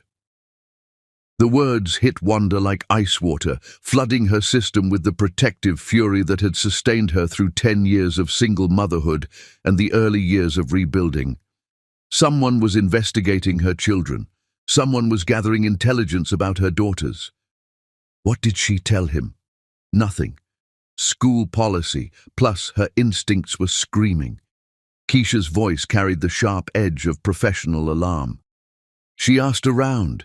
He's been to the dance studio where Celine took classes as a kid, the debate team coordinator, even tried to talk to some neighbors. Professional job, but sloppy in the way desperate people get sloppy. Wanda closed her eyes, seeing the pattern with terrible clarity. Christopher hadn't just discovered their existence, he was building a case, gathering evidence, preparing for what? Custody battles, contact demands, the systematic disruption of the life they'd built without him. "Mom?" Avon appeared in the hallway with the perceptiveness that had marked her since childhood. "You look like someone just threatened something you love." "Someone did," Wanda said, then caught herself. These were 18-year-old women now, not children who needed protection from adult realities. "Someone's been asking questions about you and your sister, about our family." Avon's analytical mind immediately jumped to the logical conclusion. Him, the man who helped create us but never chose to stay. It wasn't a question.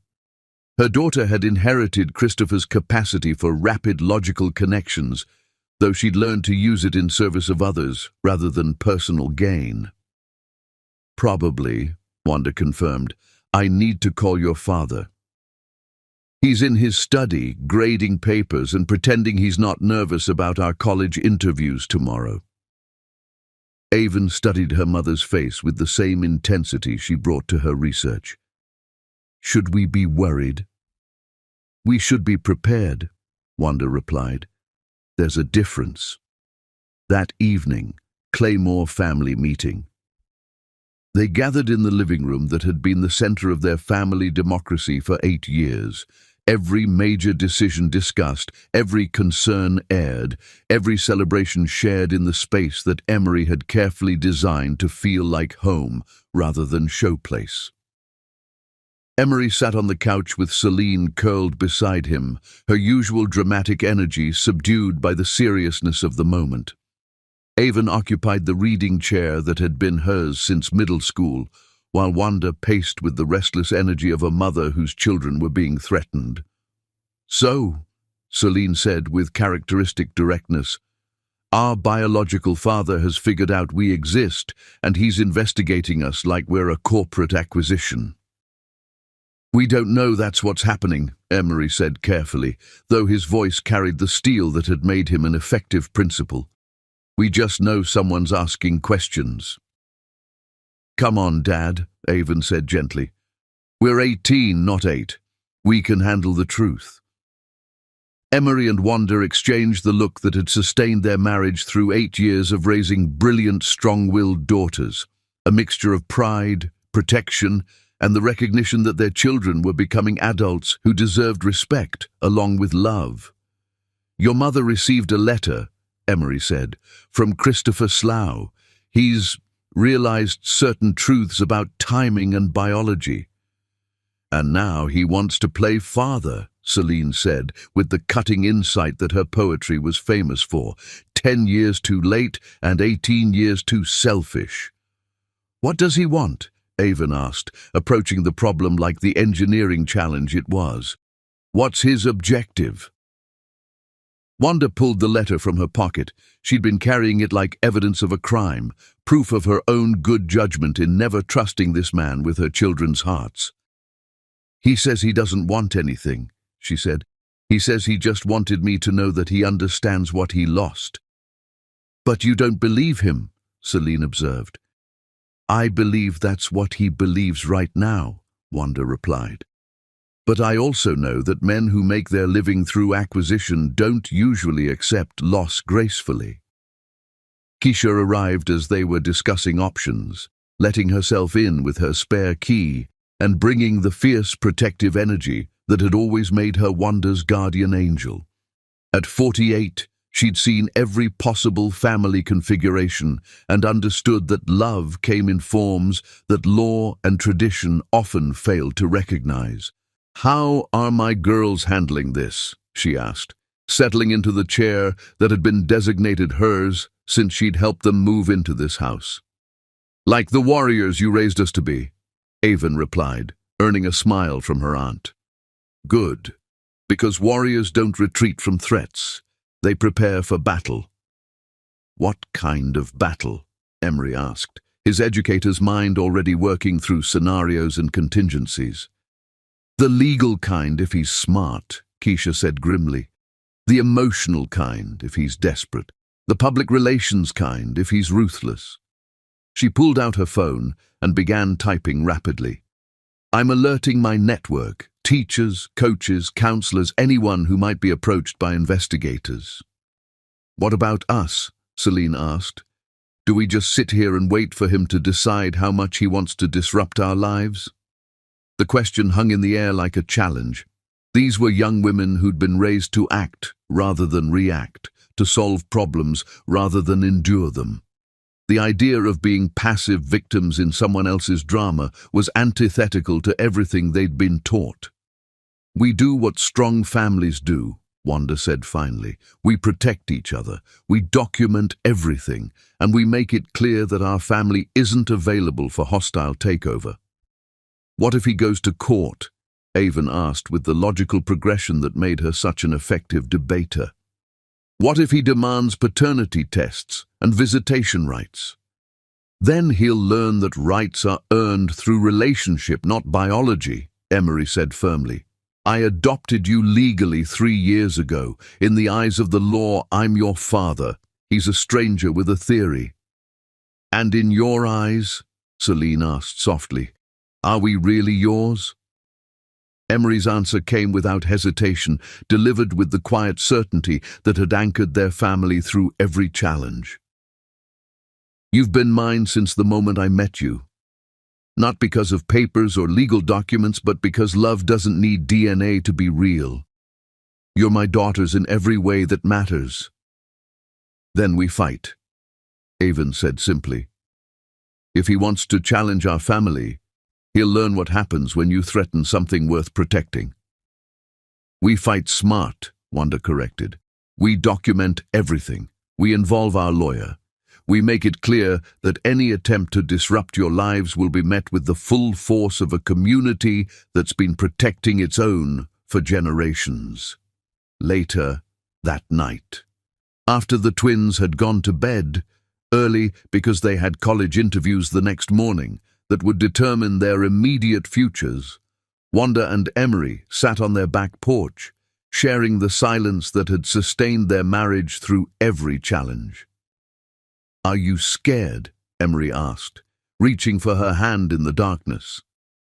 "Terrified," Wanda admitted.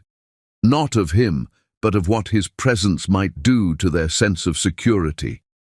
They've grown up knowing they're wanted, knowing they belong. What if his investigation makes them question that?" "It won't," Emery said with quiet certainty, "because we've spent 8 years proving that love is a choice we make every day. One investigation from a stranger isn't going to erase 8 years of daily commitment. But what if he pushes? What if he demands access, claims parental rights?" Emery was quiet for a long moment, considering the question with the same care he brought to every family decision. Then we remind him that being a parent isn't about biology. It's about showing up. It's about 8 years of homework help and bedtime stories and driving lessons and college applications. It's about earning the right to be called dad through daily acts of love. And if the courts will see what everyone else sees, Emery interrupted gently. A stable family that doesn't need fixing, children who are thriving, and a man who's trying to claim credit for work he never did. Wanda leaned against his shoulder, drawing strength from the solid presence that had anchored her family for 8 years. "I should have told him about the pregnancy." "No," Emery said firmly. "You protected your children from a man who'd already proven he'd choose money over family. That wasn't cowardice. That was wisdom." Inside the house, they could hear the twins talking quietly in their shared room, the conversations that had sustained them since birth, the bond that no biological father could threaten or displace. They were discussing their interviews tomorrow, their futures, their excitement about college, and the wider world waiting for them. They were discussing their futures as young women who'd never doubted their worth, never questioned their belonging, never wondered if they were loved enough. "He can investigate all he wants," Wanda said quietly, "but he's going to discover that you can't reclaim something that was never really yours. Those girls belong to us, to each other, to this community, to the love that raised them. And to themselves," Emery added. "Most importantly, they belong to themselves. That's what we've given them, the absolute certainty that they're enough, exactly as they are." Outside, Detroit settled into its nighttime rhythm, a city that understood the importance of community, of protecting your own, of standing strong against those who would try to tear down what you'd built through love and intention. Inside, a family prepared to defend itself against the ghost of past choices, armed with 8 years of daily love and the unshakable certainty that some bonds were stronger than biology, some families were built rather than born, and some love was worth fighting for with everything you had. Christopher Slough could investigate all he wanted. He was about to learn that you couldn't buy, threaten, or claim your way into a family that had been built from choice rather than chance. Chapter 8. The Architecture of Protection. A real family doesn't just share blood or a name. It builds walls together, not to keep the world out, but to keep love in. The phone call came at exactly 9 a.m., timed with the precision of a man who'd spent decades orchestrating high-stakes negotiations. Wanda was alone in her gallery when Christopher's voice filled the space like an unwelcome ghost. "We need to have a conversation about our daughters." No greeting, no acknowledgement of 10 years' silence, just the same corporate presumption that had characterized their marriage. "We don't have daughters," Wanda replied, her voice steady as steel. "I have daughters. Emery has daughters. You have a biological connection to two strangers who don't know your name except from business magazines. Wanda, please, I know I made mistakes. You made choices, she interrupted. Deliberate, calculated choices. There's a difference. Through the gallery window, she could see Detroit waking up. Children walking to school, parents heading to work, a community that had embraced her family for 18 years. This was her territory, built from the ashes of his abandonment. I've seen them, Christopher said. They're extraordinary, Wanda. They're brilliant and beautiful, and everything I never deserved to help create. Then you understand why they don't need disruption from a stranger having second thoughts. I'm not a stranger. I'm there. You're a sperm donor having a midlife crisis, Wanda said with surgical precision. That's all you are. That's all you've ever been. The silence stretched between them, heavy with 10 years of unspoken truths. Let me fix this, Christopher said finally. Let me make amends. There's nothing to fix, Wanda replied. There's no broken thing here that needs your repair. There's only a family you're not part of. I could fight for custody. I could demand paternity tests. The threat revealed the true nature of his call. This wasn't about love. It was about control. You could try, Wanda said, her voice carrying absolute certainty. And you would lose, not because you don't share their DNA, but because you've never been their father, because Emery adopted them legally 3 years ago, because any judge would see exactly what you are, a wealthy man trying to buy his way into a complete family. Meanwhile, Frederick Douglass Academy.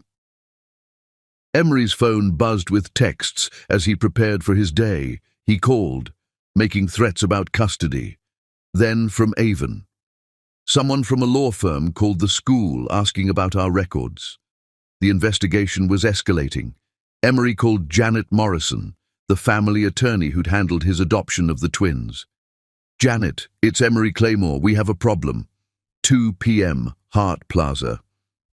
The twins found their parents overlooking the Detroit River, the city skyline behind them like a backdrop for every family conversation. How did the interviews go? Wanda asked, reading the answer in their faces. MIT was impressed with my prosthetics research, Avon reported with characteristic understatement. Harvard loved my poetry, Celine added, settling beside Emery. They asked about their early admission creative writing program. That's my brilliant daughters, Emery said, pulling them into a hug that reminded them pride came before protection in his paternal hierarchy. Now, Avon said, tell us what kind of war we're preparing to fight. Wanda looked at her daughters, 18 years old and sharp as razors. They deserved the truth. Christopher Slough has hired investigators, she said simply. He's gathering information about your lives. This morning he suggested he might pursue legal action for custody or visitation rights. On what grounds? Celine asked. Biology, Emery replied. The same biology that contributed to your existence but contributed nothing to your upbringing. That's ridiculous, Avon said with scientific precision. Paternal rights are established through relationship and legal recognition, not genetic connection. The twins exchanged one of their wordless communications, the telepathic bond no biological father could threaten.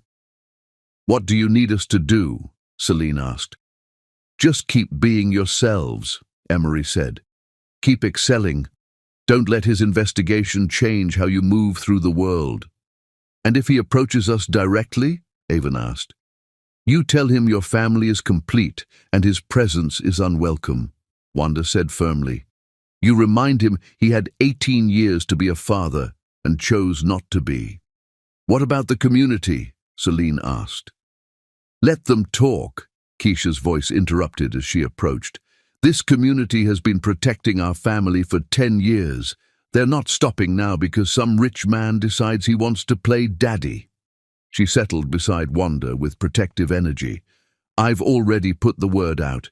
Teachers, counselors, coaches, everyone knows to document any contact from investigators. 4 p.m., attorney's office. Janet Morrison's office felt like a sanctuary for families under siege. Comfortable chairs, walls covered with photographs of children she'd helped protect. "So," Janet said, reviewing her file, "we have a wealthy businessman who suddenly realized he has biological children he's never met, supported, or acknowledged, and now he wants access based purely on genetic connection. Here's what he's facing legally," Janet continued with calm authority. "The girls are 18, legal adults who can make their own decisions. He never established paternity, never paid support, never exercised parental rights. Most importantly, they were legally adopted with court approval." "So he has no legal standing?" Emery asked. "Essentially none. Even if he could prove biological paternity, which he can't without their consent, he abandoned any claims by failing to establish legal fatherhood for 18 years. Janet leaned forward. "But rich men with good lawyers can tie families up in court for years, even without real cases." "What's our best defense?" Wanda asked. "Documentation, community support, and the girls themselves," Janet smiled. "You've raised two extraordinary young women thriving in a stable, loving family. Any court would see that disrupting their lives now serves no one's interests except his own." 6 p.m., Claymore family dinner. They gathered around their kitchen table for comfort food. Wanda's grandmother's fried chicken, mac and cheese that could heal wounds, green beans seasoned with memories. "So we're really doing this," Celine said. "Fighting for the right to remain the family we've always been." "We're not fighting," Emery corrected. "We're simply continuing to be ourselves.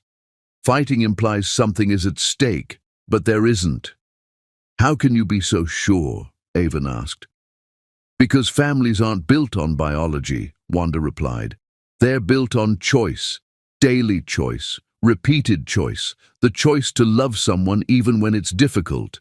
We've been choosing each other for 8 years.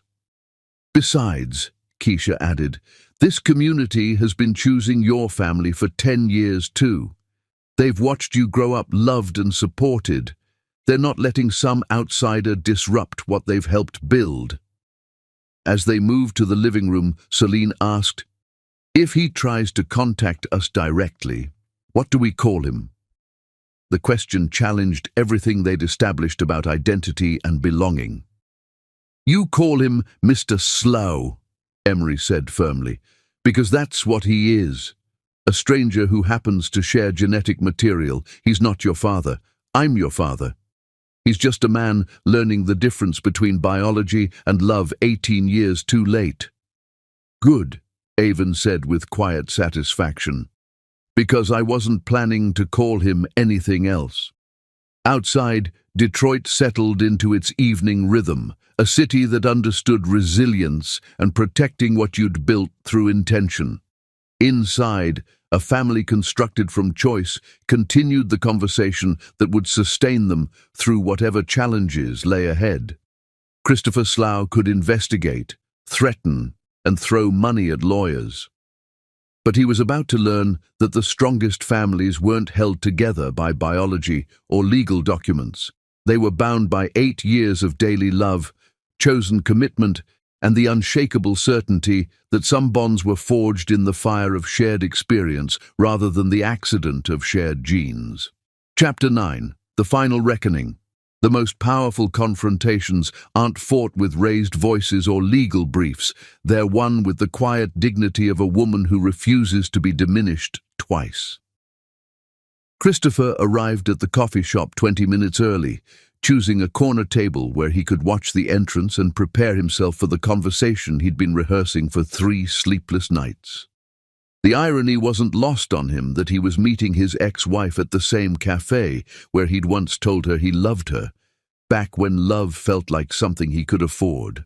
He'd spent the week since their phone call in a strange, suspended state, cancelling board meetings, ignoring acquisition opportunities, letting his empire run itself while he grappled with the weight of what he'd discovered.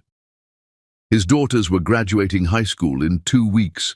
His daughters were attending MIT and Harvard in the fall. His daughters had built extraordinary lives without him, and he'd spent 10 years missing every moment that mattered. Wanda entered at exactly 3 p.m., moving with the regal bearing that had first captured his attention 15 years ago. But this wasn't the young woman who'd tried to make herself smaller to fit into his world. This was a queen surveying territory she'd claimed through will and work, confident in her power and unimpressed by his wealth. She wore a tailored navy dress that made her look like she was attending a board meeting, which in a way she was. This was a negotiation for the future of her family, and she dressed accordingly. Christopher.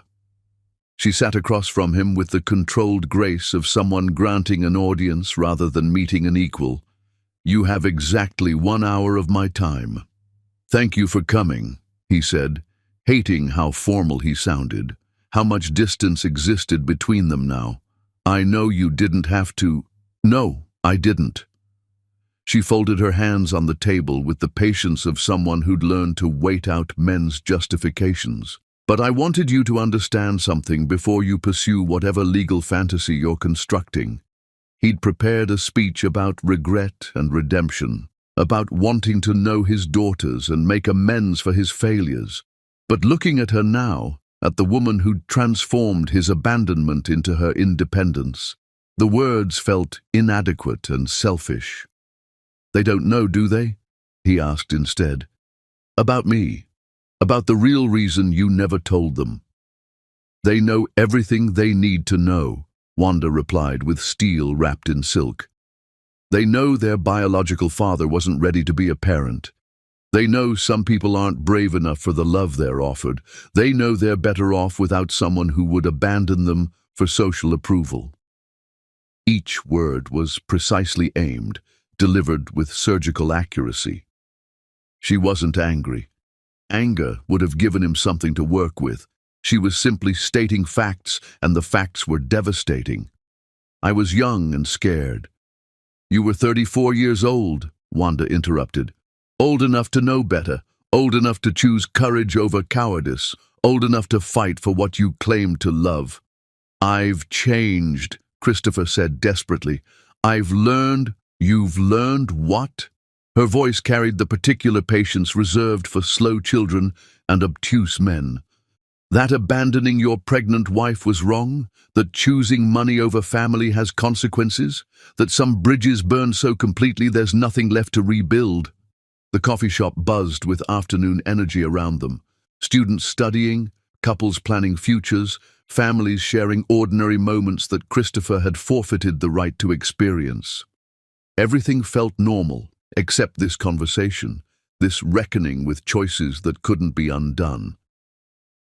"I saw them," he said quietly, "at their school. They're extraordinary, Wanda. They're everything I never deserved to help create." "Yes, they are," she agreed with quiet pride. "They're brilliant and confident and kind. They're going to change the world because they've been raised to believe they can. They've never doubted their worth because they've never had to justify their existence to someone who saw them as liabilities." "I want to know them," Christopher said, the words falling like stones into still water. "I want to be part of their lives, to help them, to support them." "You want to claim credit for work you never did," Wanda said with devastating clarity. "You want to feel like a father without having earned the title through 18 years of daily love." "That's not, I just want—" "You want absolution," she continued relentlessly. "You want to ease your conscience by pretending that biology creates obligation, but here's what you don't understand. They already have a father. They have a man who chose them when you chose money. They have someone who earned their love through presence, not genetics." Christopher felt something break inside his chest, not just regret, but the final death of hope he hadn't realized he'd been carrying. "So what do I do? How do I live with knowing what I lost?" For the first time since she'd sat down, Wanda's expression softened slightly. Not with forgiveness, but with something that might have been pity. You live with it the same way I lived with your abandonment, she said quietly. You build a life from what remains. You find purpose in something beyond your own regret. You accept that some mistakes are so fundamental they can't be fixed, only learned from. And my daughters. They're not your daughters, Christopher. They're Emery's daughters. They're my daughters. They're their own women who will make their own choices about love and family and belonging. She gathered her purse with the finality of someone ending a business meeting. You can't reclaim what you never actually possessed. What if I don't accept that? The question came out more threatening than he'd intended. What if I pursue legal options? Wanda's smile was sharp as winter wind. Then you'll learn what happens when you threaten something worth protecting. You'll discover that Detroit's black community doesn't abandon its own to accommodate rich men's guilty consciences. You'll find out that 18 years of love creates bonds stronger than any legal claim you might imagine you have. She stood with the grace of a woman who'd won every round of a fight she'd never wanted to have. You had your chance to be their father, Christopher. You chose your board's approval instead. Now they have a real father. One who earned the title through daily devotion rather than biological accident. Wanda, please. I'm going to leave now, she said with quiet finality. And you're going to let this fantasy die? Because the alternative is learning how far a mother will go to protect her children from a stranger who thinks DNA creates entitlement. She walked away without looking back, leaving Christopher alone with his regrets and the growing understanding that some doors, once closed, could never be reopened. Through the window, he watched her climb into a sensible SUV, probably the same one Emery used to drive their daughters to school, to activities, to all the moments that made up the texture of a life lived with intention and love. That evening, Claymore family dinner. Wanda arrived home to find her family in their usual Sunday evening configuration, Emery grading papers at the kitchen table while the twins worked on college preparation, the comfortable chaos of people who'd learned to share space without stepping on each other's dreams. How did it go? Avon asked without looking up from her MIT orientation materials. Like putting a ghost to rest, Wanda replied, settling into her chair with the relief of someone who'd fought her final battle with the past. He understands now that wanting something doesn't create the right to have it. Good, Celine said firmly, because we have Dad, and we have you, and we have each other. We don't need anything else. What did you tell him? Emery asked, reaching across the table to squeeze Wanda's hand. The truth. That families are built through choice, not accident. That love is earned through presence, not genetics. That he had 18 years to be a father and chose to be a stranger instead. And if he doesn't accept that? Avon pressed with the logical progression that would serve her well in engineering. Then he'll learn what every other threat to this family has learned. Keisha's voice carried from the doorway, where she'd arrived for Sunday dinner with the perfect timing that had sustained their sisterhood for 40 years. That we protect our own. The conversation flowed around the table as they shared the meal Wanda had prepared with extra care, comfort food that tasted like security, like belonging, like the certainty that some bonds were stronger than biology and some families were worth fighting for with everything you had. So, it's over? Celine asked, as they cleared dishes together, the ritual that had marked the end of family dinners for 8 years. It's over, Wanda confirmed. Some ghosts only need to be acknowledged once before they can rest. 10 p.m. Christopher's hotel room. Christopher sat in his Chicago hotel room staring at his phone where he'd drafted and deleted 17 different messages to Wanda, each one a variation on themes of regret and desperation that she'd already made clear she wouldn't accept. The conversation had gone exactly as he should have expected from a woman who'd survived his abandonment and built something beautiful from the wreckage. She'd given him no quarter, no hope, no possibility that his belated recognition of what he'd lost could translate into any kind of relationship with the daughters he'd forfeited. His laptop showed the email drafts he'd written to Avon and Celine, introductions to children who didn't need introducing to anyone, explanations for choices that couldn't be explained, apologies for abandonment that couldn't be forgiven because it had never been acknowledged as injury. They were graduating in 2 weeks, starting college in 3 months, building lives that had no space for a stranger's regrets or a rich man's guilty conscience. Detective Morrison knocked and entered with the resignation of someone delivering a terminal diagnosis. "The investigation is over," Morrison said simply.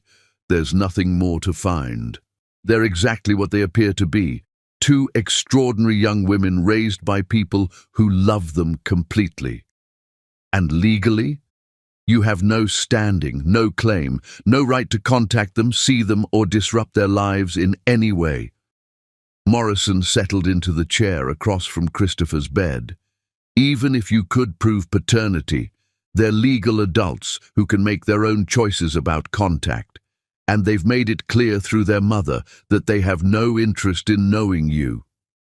Christopher closed his laptop, shutting down the fantasy that had sustained him for 2 weeks. "So what do I do now?" "You go back to Chicago," Morrison said gently. "You run your business. You find a way to live with the knowledge that somewhere in Detroit, 2 remarkable young women are thriving without you because of choices you made 10 years ago. And if I can't live with that?" Morrison was quiet for a long moment, considering the question with the weight of 30 years spent watching people grapple with the consequences of their choices. "Then you learn that some prices are too high to pay," he said finally, "and some lessons come too late to matter." Outside the hotel window, Detroit hummed with its evening rhythm, a city that had learned to rebuild itself from abandonment, that understood the difference between what was lost and what could be saved. Inside, a man who'd spent 10 years accumulating wealth finally understood that he'd bankrupted himself in the only currency that mattered. Christopher Slough would return to Chicago in the morning, to his empire and his empty penthouse and the life he'd chosen over love. And in Detroit, his daughters would continue becoming the extraordinary women they'd always been destined to be, raised by a father who'd earned the title through daily devotion and a mother who'd transformed abandonment into independence. Some stories end with reconciliation. Others end with the wisdom to know when reconciliation isn't possible, when the damage is too deep and the time is too late, when the greatest love is accepting what you've lost and letting it remain beautiful in the hands of those who truly deserve it. Chapter 10. What Love Costs. What Love Builds. The measure of a life isn't in what you accumulate, but in what you leave behind. And sometimes the greatest gift is knowing when to leave nothing at all. Present day, Chicago. Christopher Slough stood in his penthouse office at 3:17 a.m., surrounded by the artifacts of an empire built on the foundation of a broken marriage. Outside, Chicago's skyline glittered with the promises that money could buy, penthouses and private jets, influence and access, everything except the ability to undo the choice that had made accumulating it all pointless. On his desk lay 2 letters. The first was a legal brief his attorney had prepared, 47 pages of arguments for why he should be granted visitation rights, why his biological connection should supersede their adoptive father's legal claims, why the courts should disrupt a stable family to accommodate his newfound paternal instincts. The second was handwritten on cream-colored stationery, words that had taken him 6 hours to find and 30 years to understand. He'd returned from Detroit that morning, knowing the truth that Wanda had tried to spare him during their coffee shop confrontation. His daughters didn't need him, hadn't missed him, and were thriving specifically because of his absence, rather than despite it. They called another man Dad, with the easy affection of children who'd never doubted their security. They carried another man's name with pride earned through daily love rather than biological accident. Detective Morrison had delivered the final truth with professional efficiency. You can't claim credit for work you never did. You can't buy your way into love that was built without you, and you can't make yourself essential to people who were raised to be complete without you. The choice before him was simple and devastating. He could pursue legal action, spend hundreds of thousands on lawyers, drag his daughters through the trauma of custody battles and paternity tests. He might even win some form of court-ordered contact, supervised visits with young women who would see him as the stranger who'd disrupted their senior year, the intruder who'd threatened their sense of security just as they were preparing for college. Or he could accept that some mistakes were so fundamental they couldn't be fixed, only learned from. He could find a way to love his daughters enough to leave them alone. 6 a.m., Detroit. The letter arrived with the morning mail, delivered by a postal service that had carried promises and heartbreak through Detroit's neighborhoods for generations. Wanda found it on her front porch as she retrieved the newspaper, recognizing Christopher's handwriting immediately, but feeling no urgency to read what he had to say. Inside, her family was preparing for another ordinary day in the life they'd built together. Emery was making his famous weekend pancakes while the twins packed for their senior trip, a celebration they'd earned through 4 years of academic excellence and community service. The kitchen hummed with the comfortable chaos of people who'd learned to share space without stepping on each other's dreams. "Letter from your secret admirer?" Celine asked, with the irreverent humor that had carried her through 18 years of confident joy. "Letter from someone who's finally learned the difference between wanting something and deserving it," Wanda replied, slipping the envelope into her apron pocket. Some conversations required careful timing, and this one could wait until her daughters were safely on their way to celebrating futures he'd had no part in building. 3 hours later, empty house. With the twins departed for their senior trip and Emery at school preparing for graduation ceremonies, Wanda finally opened Christopher's letter in the kitchen that had been the center of her family's life for 8 years. "Wanda, I'm writing this at 3 a.m. because it's the only time I can see clearly enough to understand what I need to say. I'm returning to Chicago this morning and I won't contact you or the girls again. Not because lawyers told me I have no legal standing, but because I've finally learned the difference between biology and love, between fathering children and raising them. I spent this week investigating your lives, gathering evidence for a custody claim I'll never file.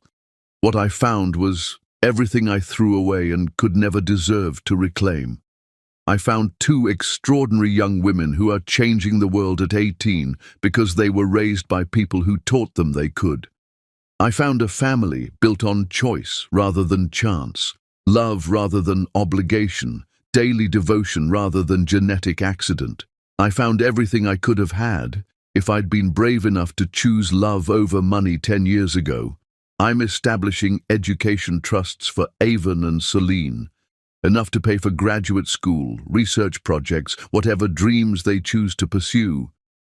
The only condition is that they never know where the money came from. Let them think it's a scholarship, a grant, anything except the guilt offering of a man who forfeited his right to love them. I won't disrupt their graduation, their college plans, or their sense of security. I won't claim credit for their achievements or try to buy my way into their affection. I won't contact them until they're adults old enough to understand the complexity of what happened between us, and even then, only if they choose to seek me out. Thank you for protecting them from me when they needed protection. Thank you for giving them everything I couldn't. Thank you for being everything I wasn't brave enough to be. I hope someday they understand that walking away from them is the most loving thing I've ever done. Christopher, tell Emery that he's the father I never had the courage to become. Tell him that raising my daughters makes him a better man than I could ever be." Wanda read the letter twice, feeling something that might have been closure settle in her chest, like snow covering old wounds. This was what redemption looked like, not dramatic gestures or legal battles, but the quiet recognition that some love was best expressed through absence. She folded the letter carefully and placed it in her kitchen drawer, next to the ultrasound photos from 18 years ago and the adoption papers that had made Emery legally what he'd always been emotionally. Evidence of roads not taken and choices that had led to exactly where they were supposed to be. Later that day, Frederick Douglass Academy. Emery was reviewing graduation speeches when his phone buzzed with a text from Wanda. "It's over. He's going back to Chicago. He finally understands what we've known all along." Relief flooded through him, not because he'd feared losing his daughters to a stranger's belated claims, but because the threat to their sense of security was finally lifting. Avon and Celine could graduate and head to college without the shadow of biological disruption hanging over their achievements. His phone rang immediately, Wanda calling from the gallery where she was preparing for the twins' graduation party. "How do you feel?" she asked.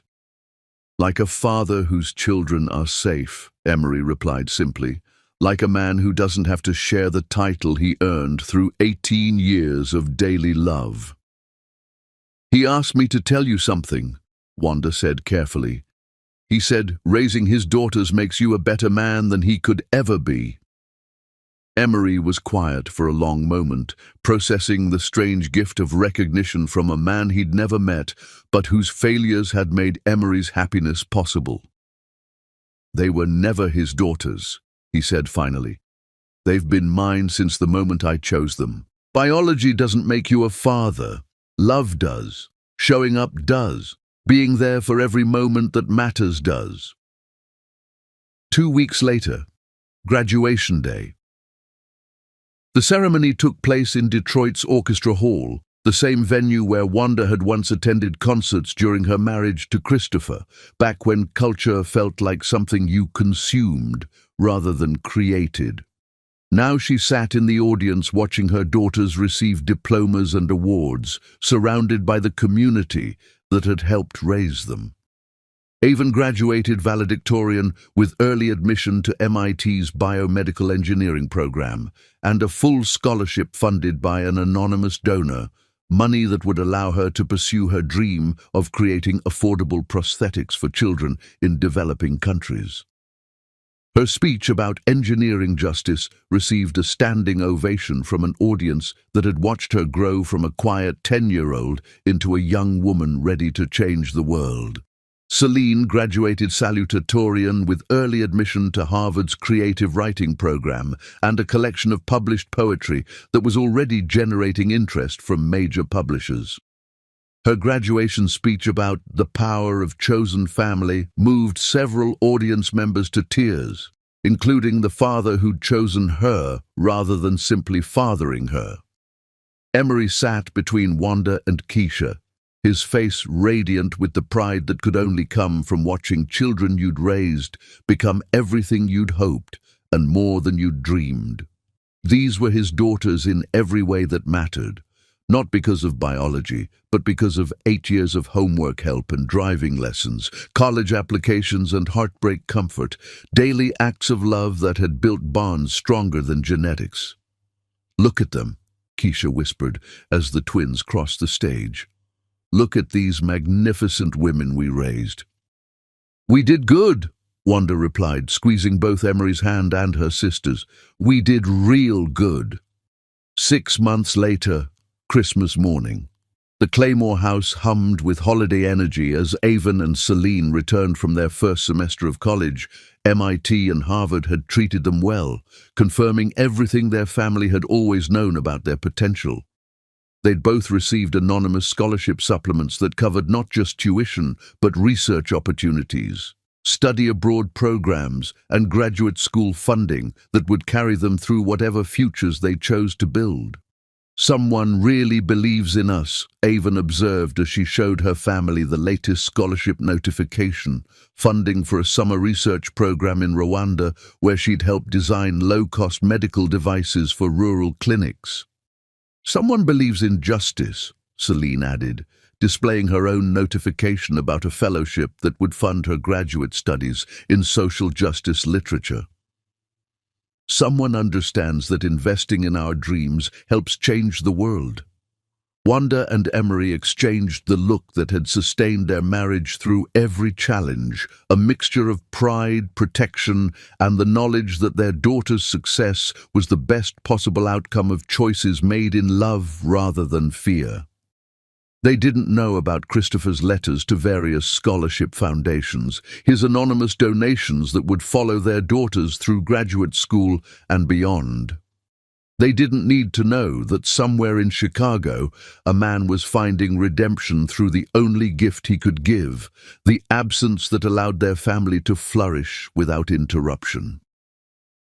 "Merry Christmas, my beautiful family," Emery said as they gathered around the tree that held 18 years' worth of ornaments, handmade decorations from elementary school, photos from family vacations, the accumulated artifacts of a life lived with intention and joy. "Merry Christmas, Dad," both girls replied, the title carrying the weight of earned affection rather than biological accident. Outside, Detroit's Christmas morning unfolded with its own rhythms of community and connection. Families gathering to celebrate whatever configuration of love they'd managed to build in a world that didn't always make it easy. Inside, the Claymore family continued writing their story. One holiday, one conversation, one moment of chosen love at a time. Epilogue, 5 years later. Dr. Avon Claymore's prosthetic devices were now being used in 12 countries. Her innovative designs featured on magazine covers that inspired other young engineers. She'd never known that her anonymous funding came from a man in Chicago who tracked her achievements through news articles. Celine Claymore's debut novel about identity and belonging had won the National Book Award, her writing opening conversations that helped young people see themselves reflected in literature. She'd built a platform for social justice advocacy, funded by anonymous grants that arrived precisely when needed. Both women spoke frequently about their father, the high school principal who taught them that love was a choice made daily. Neither had ever expressed curiosity about their biological origins, secure in the knowledge that the family that raised them was the only family that mattered. In Chicago, Christopher Slough had gradually liquidated his empire, donating billions to educational foundations that would carry his daughter's work forward without his name attached. He'd learned to find purpose in anonymous service. He died peacefully at 67, leaving behind a foundation that would fund innovative engineering and social justice writing for generations. His obituary mentioned his business achievements but said nothing about the daughters he'd loved enough to leave alone. Wanda read about his death in the newspaper, feeling something that might have been peace. She showed the obituary to Emery, who placed it in the same drawer where they kept the twins' childhood photographs and adoption papers. "Should we tell them?" he asked. "Someday," Wanda replied, "when they're ready to understand that some love is best expressed through absence." Their daughters were too busy building the futures their real father had prepared them for, changing the world with confidence that came from being raised by people who'd chosen them completely. Christopher Slough had finally learned the difference between fathering children and being a father. It had taken him 67 years to understand what Emery Claymore had known from the moment he'd first met two 10-year-old girls, that love isn't about claiming what's yours, but about choosing what's right. Sometimes the greatest gift you can give someone is the freedom to be whole without you.